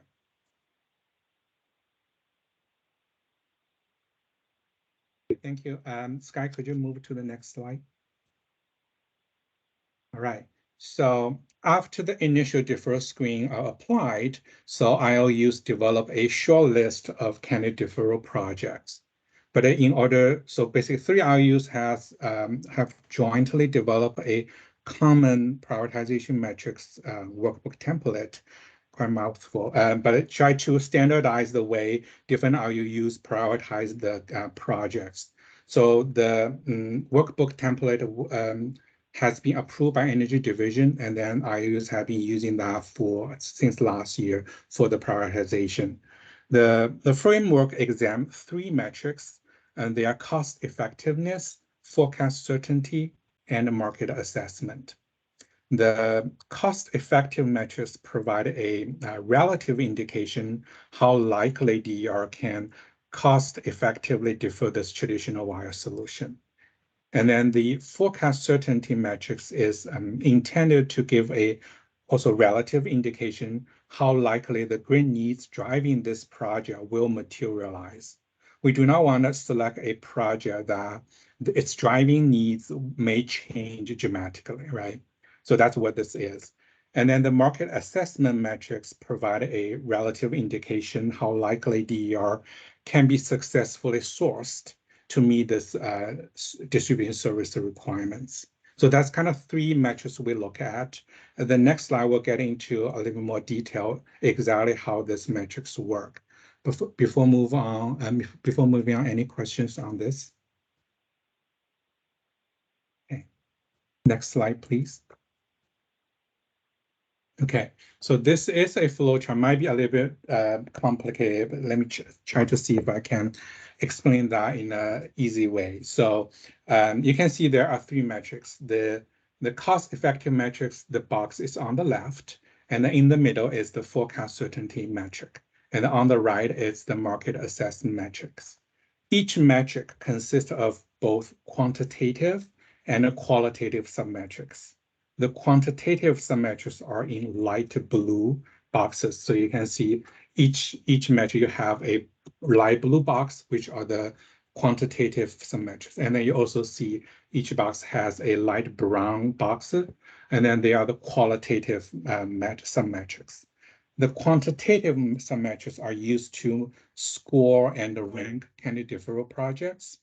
But the qualitative submetrics utilize engineering judgment, and then based on the past DER solicitation experience. So we use those information to determine if a project has some attributes or characteristic that would pose a major challenge for DER deferral. And then this qualitative submetric will flag those attributes.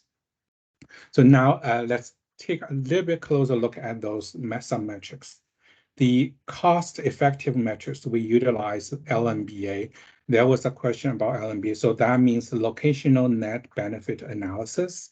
So the analysis, basically, the LNBA value represents the ratio of a project deferral value to its peak need over the deferral period. So basically what it does is tells you that for a given unit of need, how much deferral value DER can get if it can defer this project. So we do examine both the capacity need and energy need. As you can see here, we have LNBA in dollar per megawatt a year on the left, and then we have the LNBA in dollar per megawatt hour a year on the right. So those quantitative submetric scores will be normalized so that they can be compared or they can be summed without bias, right? And then so that's the cost effectiveness metric. For the quantitative, for the forecast certainty metrics, there is only one, and then which is the grid need certainty score. It basically represent how certain the project driver is. And then the market assessment metrics has 2 quantitative submetrics. They are duration of the need and then the capacity need per affected circuit. Both submetrics sort of were developed based on previous solicitation experiences. So the duration of grid needs can significantly impact the feasibility of a DER solution. it will be really challenging for DER to provide capacity and energy services for an extended period of time. So we want to make sure look at the duration to capture that in the prioritization. And then the second one, the capacity need per affected circuit. That's an approximation of the size of the relevant geographic area available for DER to interconnect. So basically what it does is that for a unit of need, if there's a larger geographic area for DER to interconnect, and then there is potentially more opportunity for DER to successfully meet that need. So those kind of the two factors we consider in the market assessment metrics. And then now let's move on to the qualitative submetrics for those. As I mentioned, the qualitative attributes are used to flag those conditions that IOUs consider that will hinder the success deferral.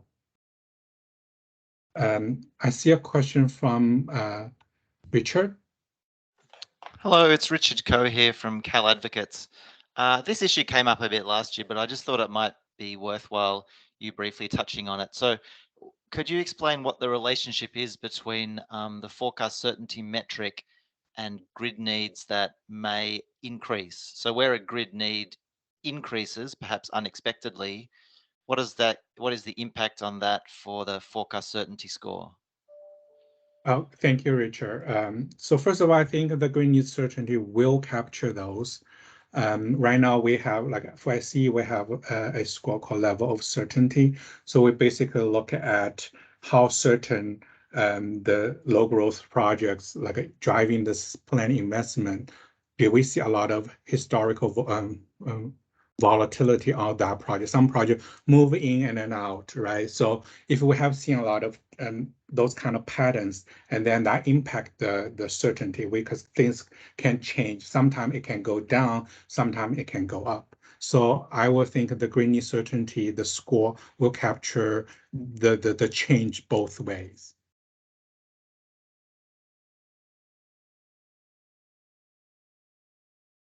Okay. Yeah, so I think I just a little bit follow up on that. So because for a deferral, DER deferral project, we usually go out for a very specific amount, right? So it's not like the planned investment, you have like enough headroom there. So if we know this project, the need might go up significantly, we also do not tend to recommend that project for deferral, because we know, say, for example, 1 year later, the need might be significantly higher, but we procure only small amount of project. Then we still need to build this wire solution while paying for the deferral. So that's kind of, we kind of look at both ways. Okay, thanks very much. Thank you, Richard. All right, so we look at let's look at the qualitative attributes.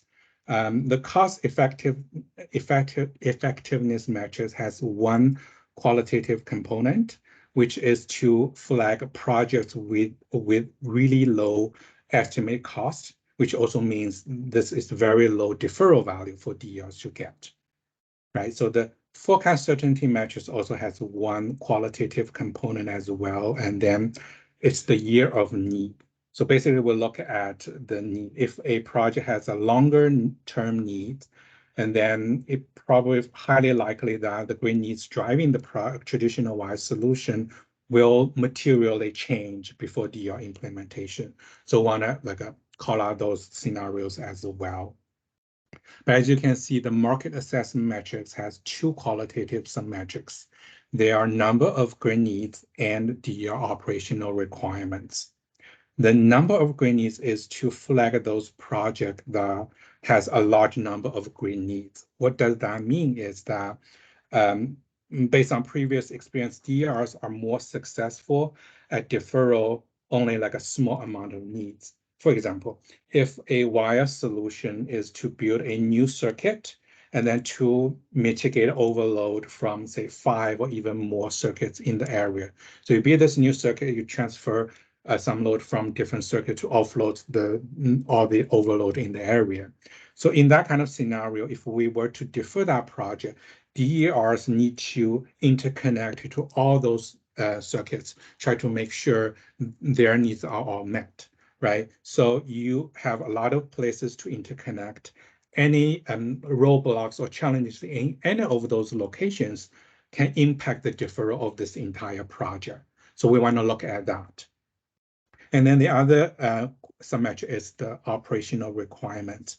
That submetric assess if DER require real time, or do they require day ahead notice, or they require islanding operation, right? So I think the current market rule typically require us to inform the DER day ahead so they can be dispatched. So usually if the need require real time or islanding operation can pose a challenge for the deferral. So we want to look at that as well. Now, so we look at what metrics we consider in the prioritization. And then you can see there are two paths in the flow chart. One is the black dotted line, which is to indicate the project scoring and the ranking process. And so basically what it does is you have this normalized score for the quantitative measures. So you can, if you have two, you sum them up. But for the forecast certainty, you only get a 1. So what we do is we scale this up, double the score so that all the 3 metrics will be weighed equally. So we're not sort of like biasing towards the metrics with more submetrics, so they get sort of more influence in the final outcome. So we kind of make sure they are weighted equally, and then we sum the score up, that become the final project score, and then we rank them. So that's the black dotted line is about. And then the red line here you see is called project tiering path. So what it does is this path utilize these the score previously developed, but also if you look at the purple box in each metric, it's called RAG score, RAG score, which stands for RAG Amber Green score. So we utilize a additional scoring system. We will explain a little bit more on that in the example in the next few slides. But generally, what it does is, if a project ranks high in, say, cost-effective metrics or in the top quartile, then it gets a green. And then if a project ranks low in one of the metrics, for example, forecast certainty metric, it ranks low in the bottom quartile of all the projects, and then it gets a red, right? So if it in the between, it gets an amber color. So the more green a project gets, the higher the tier the project will be in. And then on the other side, if the more red a project gets, and then the lower the tier the project will be in. Yes, I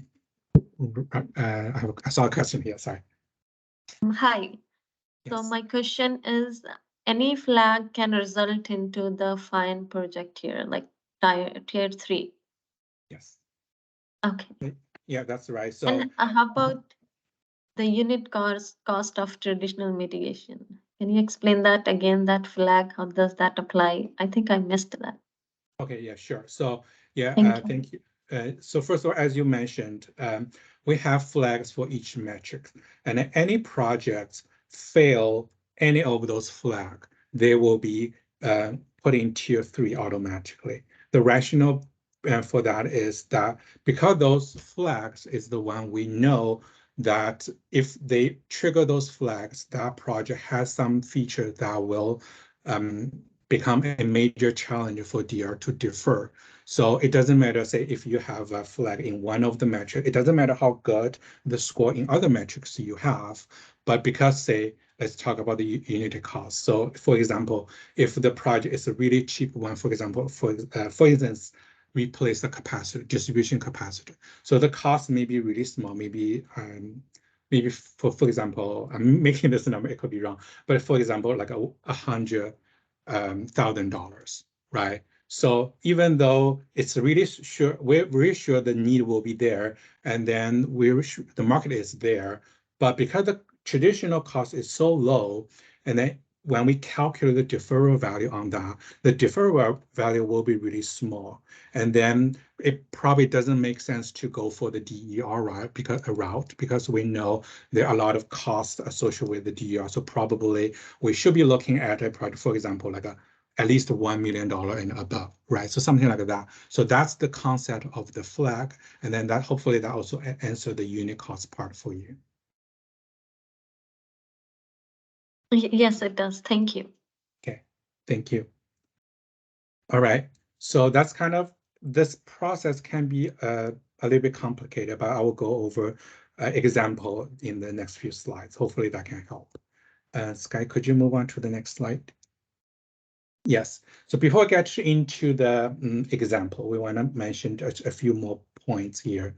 So first of all, we know like the prioritization framework we just saw rank candidate deferral projects based on those 3 metrics, and then we put project into different tiers.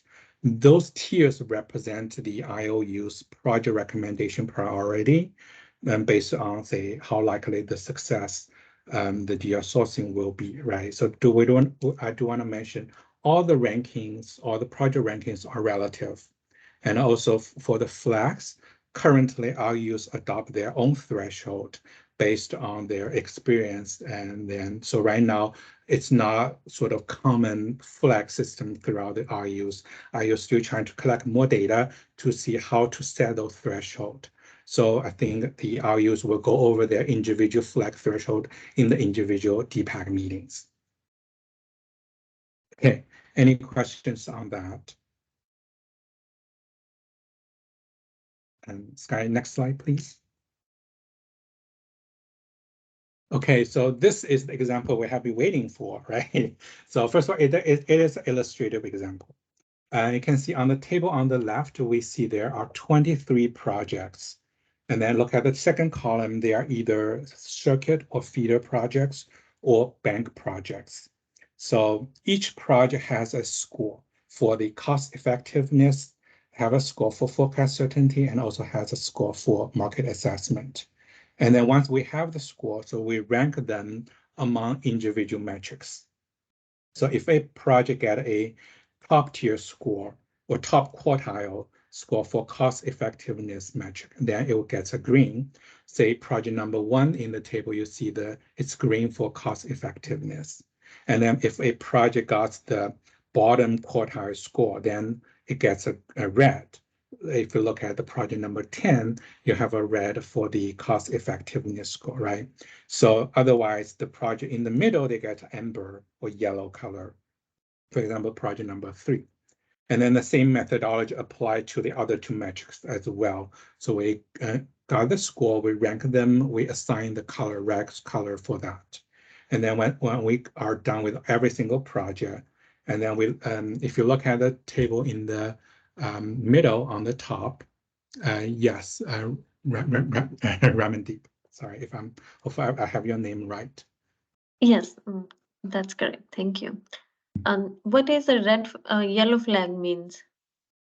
Yellow is in the second or third quartile, so kind of in the middle half. So the top 1/3, top 1/4, 1 quartile gets green. And then if the project score ranks in the second quartile or the third quartile, which is the middle, it gets a yellow. And then if it's in the bottom quartile, it gets a red. Yes, I understand that totally, but yellow flags, I still don't see. I'll get to the flag just in a bit. Thank you. Okay, thank you. All right, so let me actually answer this question first. So yes, you can see here, the color is based on the score itself, the quantitative metrics, submetrics, right? But the flag is based on the qualitative submetrics. So it could be, for example, cost effectiveness. You have a very low project cost, but the need is also very low. So the LMBA or the cost effective metric might be okay, but it's just that the absolute cost is low. It doesn't make sense for DER to come in to defer that project, even though it's relatively, for the given unit of need, you may have a relative high kind of cost effective, but the absolute number, it just doesn't make sense for DER to come in. So that's, even though you have a amber color, but the qualitative still trigger the flag. Oh, okay. Yeah, that makes sense. Thank you. Thank you.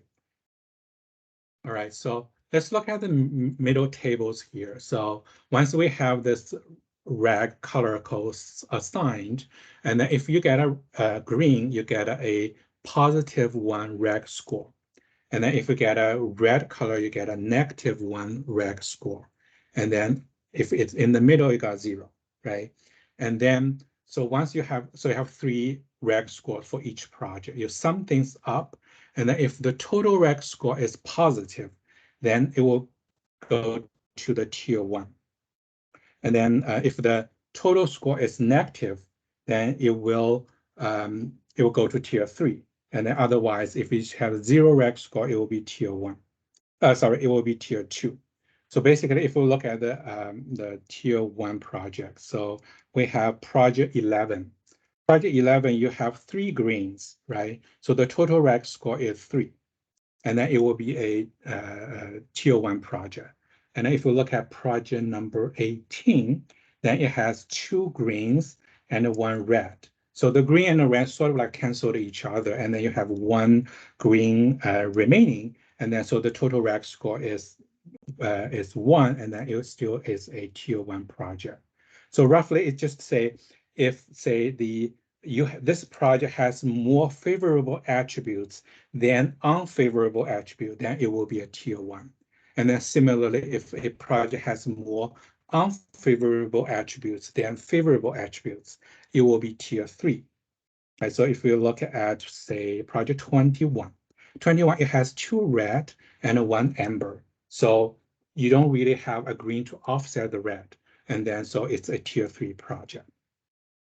And then for the middle, for the tier 2 project, say, if you look at project number 1, you have 1 green, you have 1 red, so they sort of like cancel each other in some way, right?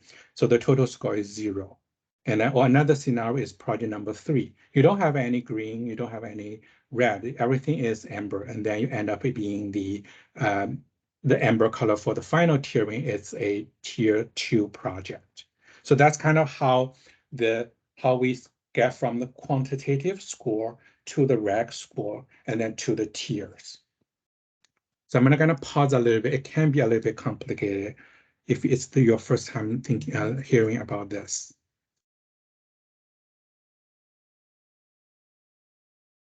Yes, Tyler. Hi, this is Tyler Nam from CPUC Energy.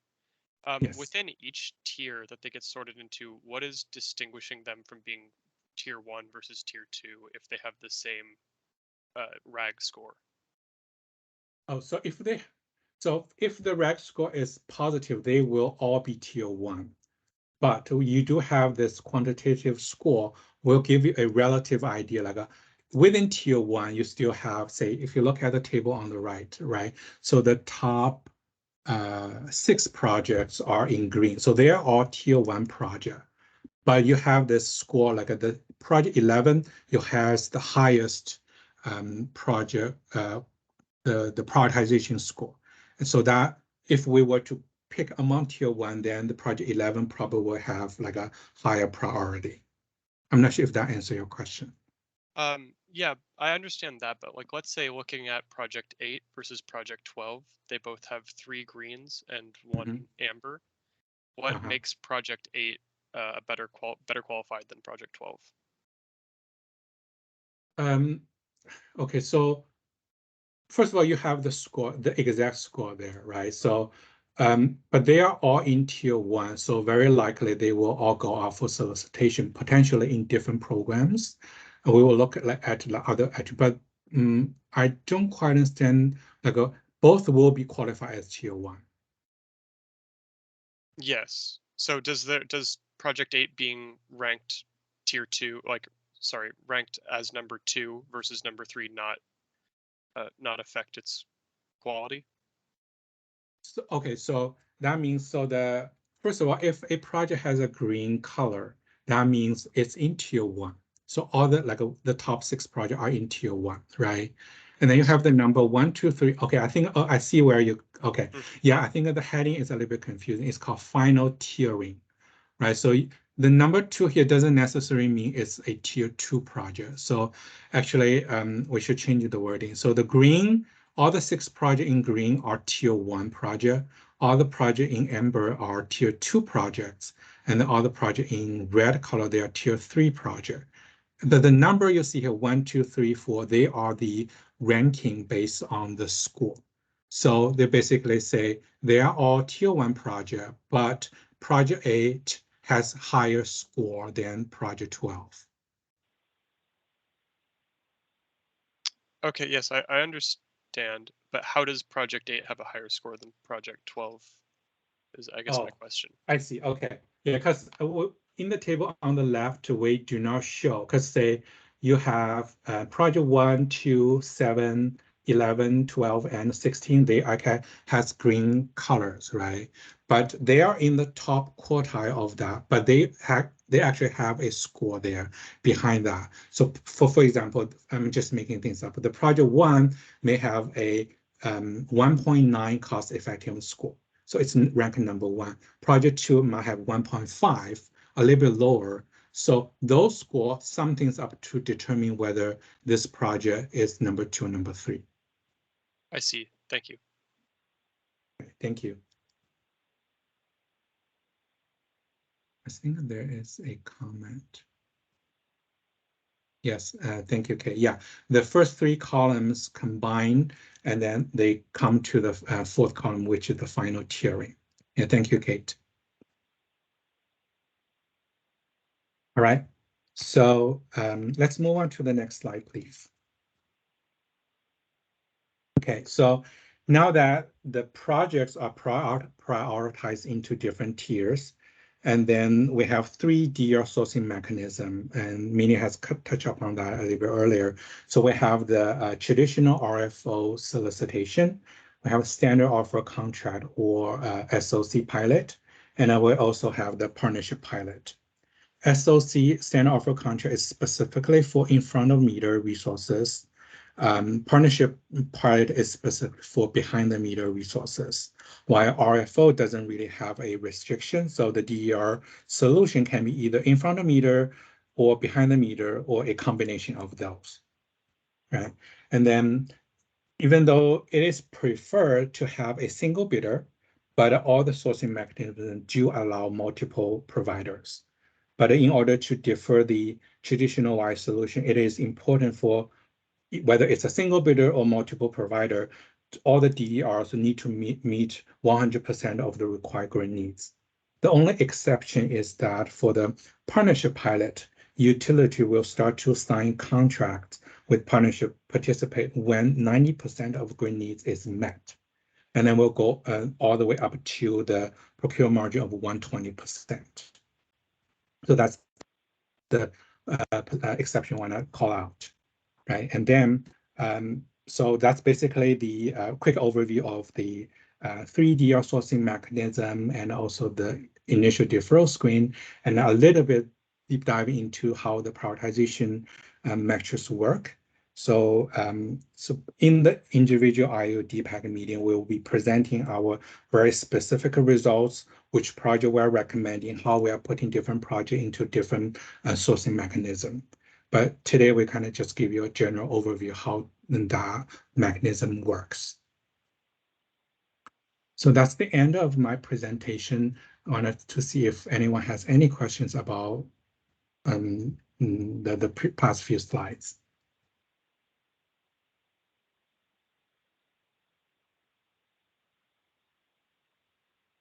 Okay, hearing now. Yes. I just have a quick question. In your individual one-on-one meetings, will you be providing some info about these DDR sourcing mechanisms in front of meter or behind the meter technologies? Sorry, could you repeat the question again? Would you be providing more information or just the enough information on the in front of meter or behind the meter technologies?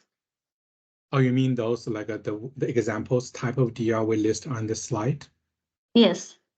Oh, I think those are just give you an idea of what type of DRs can potentially be in. But really, when we launch the solicitation, it's really up to the developer provider. They think what technology they will sort of like they think fit the screen needs the most. IOUs will not say we need say storage. We just show here is our need, and then the developer will figure out a solution, the best combination of those resources. Thank you. Right.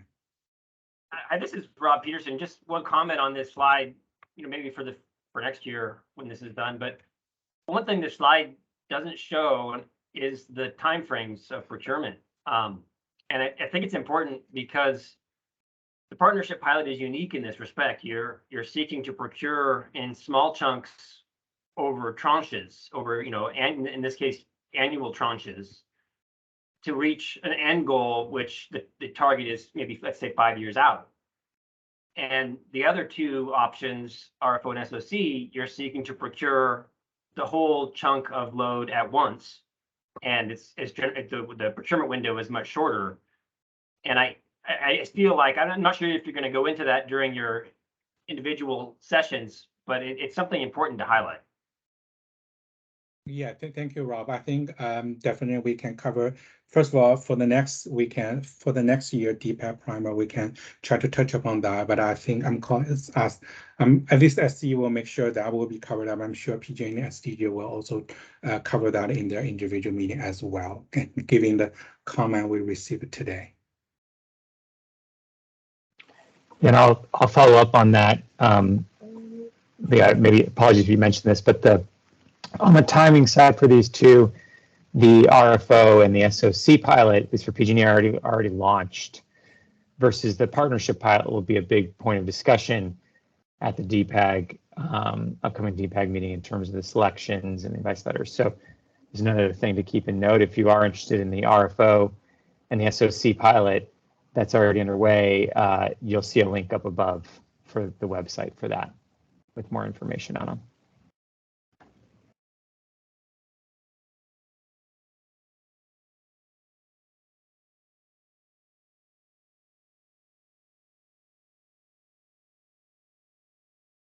Okay, thank you. Maybe we can move on to the next slide. Yeah. Okay, so I can kind of wrap up this this presentation by talking about next steps. Next slide, please. So this is a 2022 DDIF and the DPAG schedule. Today is our DPAG primer meeting, and then later this week we have SDG&E, PG&E, and SC will have our own individual DPAG meeting, I think from Wednesday to Friday. And then after that, there will be a survey sent out to collect comments, and then we will potentially have a follow-up meeting in October to answer those questions. And then IPE will circulate his final DPAG report on October 25th. And then IOUs will file tier 2 advice letter to request for launching the partnership pilot, potentially launching additional SOC or RFO, and also for request for approval for not launching any remaining candidate deferral project and then planned investment project. And then hopefully by the December timeframe, we'll get some disposition of the advice letters. So that's kind of the high level schedule of the next few steps. This is Rob Peterson. I need to add one thing, and this is news for the IOUs as well, but Kavala will be preparing a report as well, evaluating the filings this year, the G&A DDOR filings. They're planning to do a workshop next week, and I believe they'll be announcing this to the service list today to explain the level of their review and their approach. And then a report on the outcomes from their review should be coming out about the same time as that IPE report, October 25th. But everyone will hear more about that with the service list announcement coming soon, and then this workshop being planned for next week. Okay, thank you, Rob. Okay, so next slide, please, Skype. So the next two slides, I should give you some links for this year's G&A DDOR reports. And then I believe the next slide is linked to 3 IOUs data portal link. So if you're interested, you can like check them out. And I believe that's the end of the presentation. Yeah. Are there any other questions for any of the sections?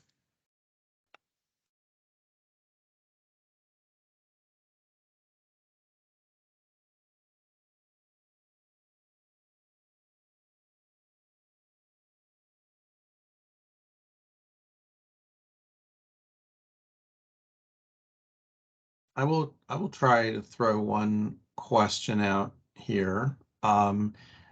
Recognizing that this is the primer and the overview of the process, and we're going to get into depth of each utility through their specific DPAG meetings later the week. At a high level, are there certain changes that are new this year that you'd like to highlight? And apologies if you've already covered them, but are there sort of what's new that you'd like to highlight about this year's process? And it does seem like this year, one thing that's new is a higher transportation electrification forecast as the basis for planning. And I realize, again, we'll hear the specifics Wednesday through Friday, but anything in the theme of what's new this year that would be good to highlight?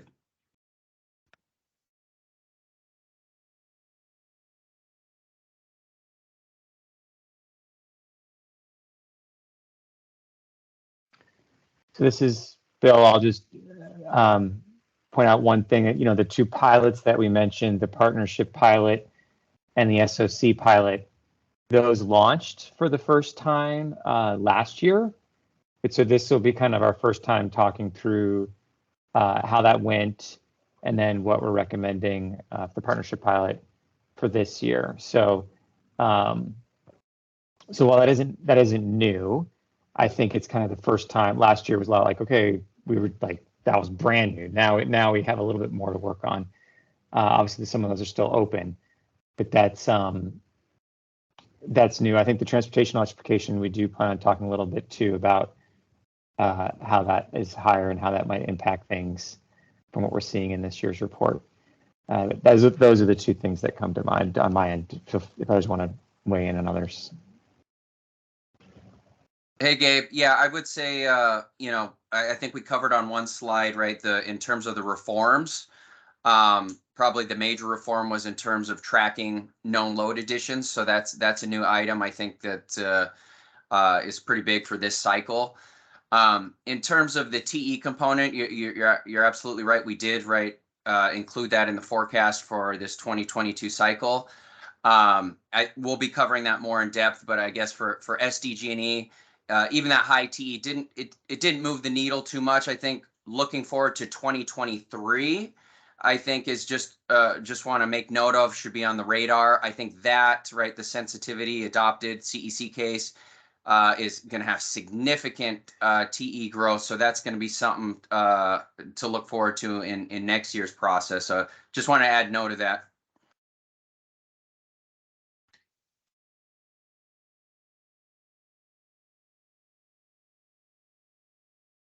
Yeah, along those lines, one question I've been pondering about, this is Gabe again, Energy Division, is, we know that a recurring theme and challenge with the whole DIDF process has been the changing for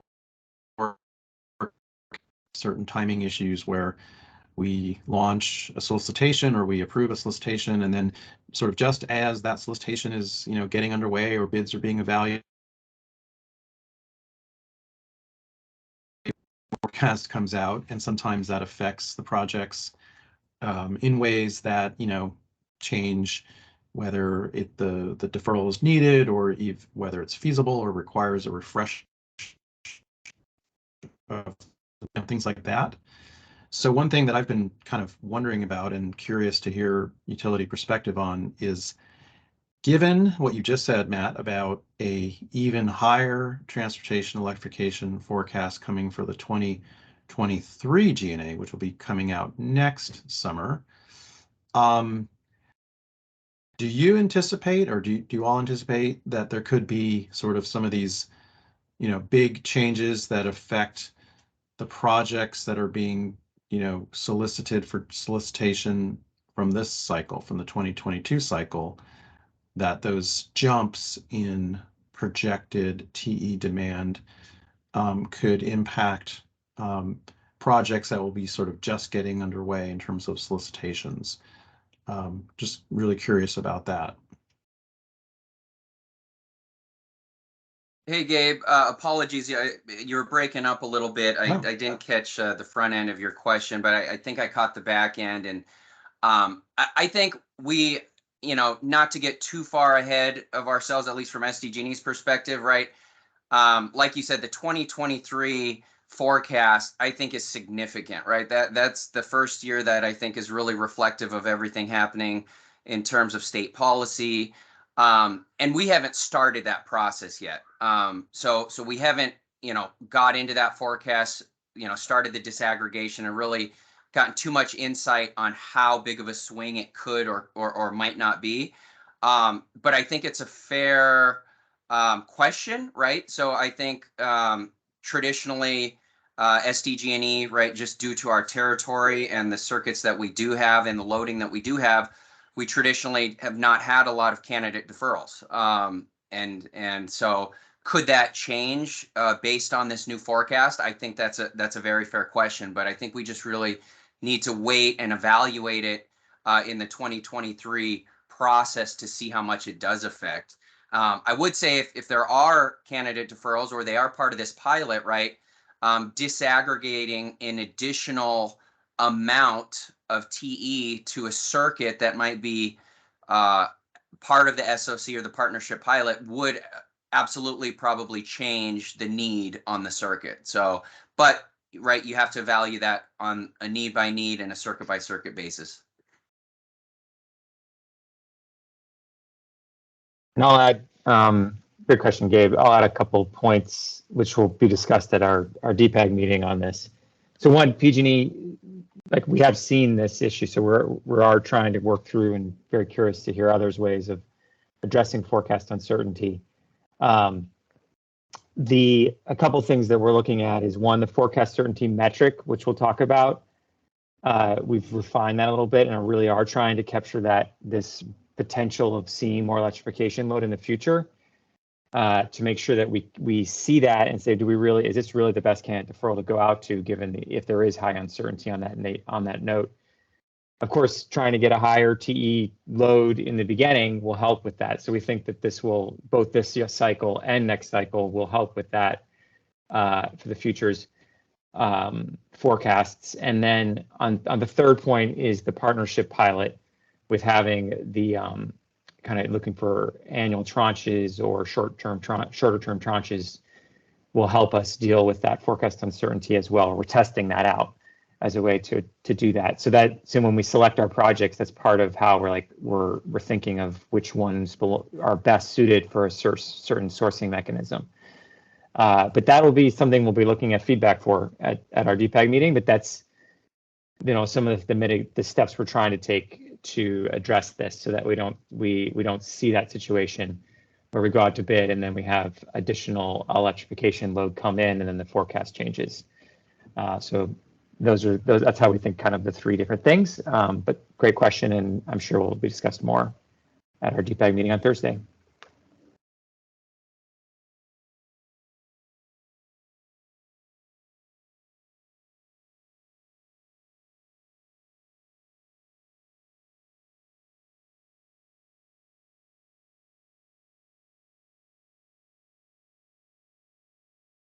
So with that, don't want to. We are at time, although I'm sure it's everyone's lunch, which they want to get to.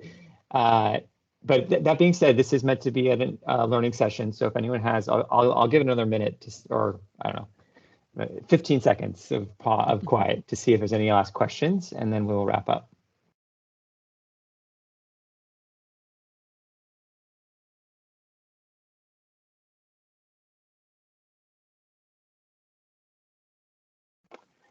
Okay, well, unless Energy Division, you have anything last words you want us to state to finish up, Gabe, or are you good? No, just thanks again.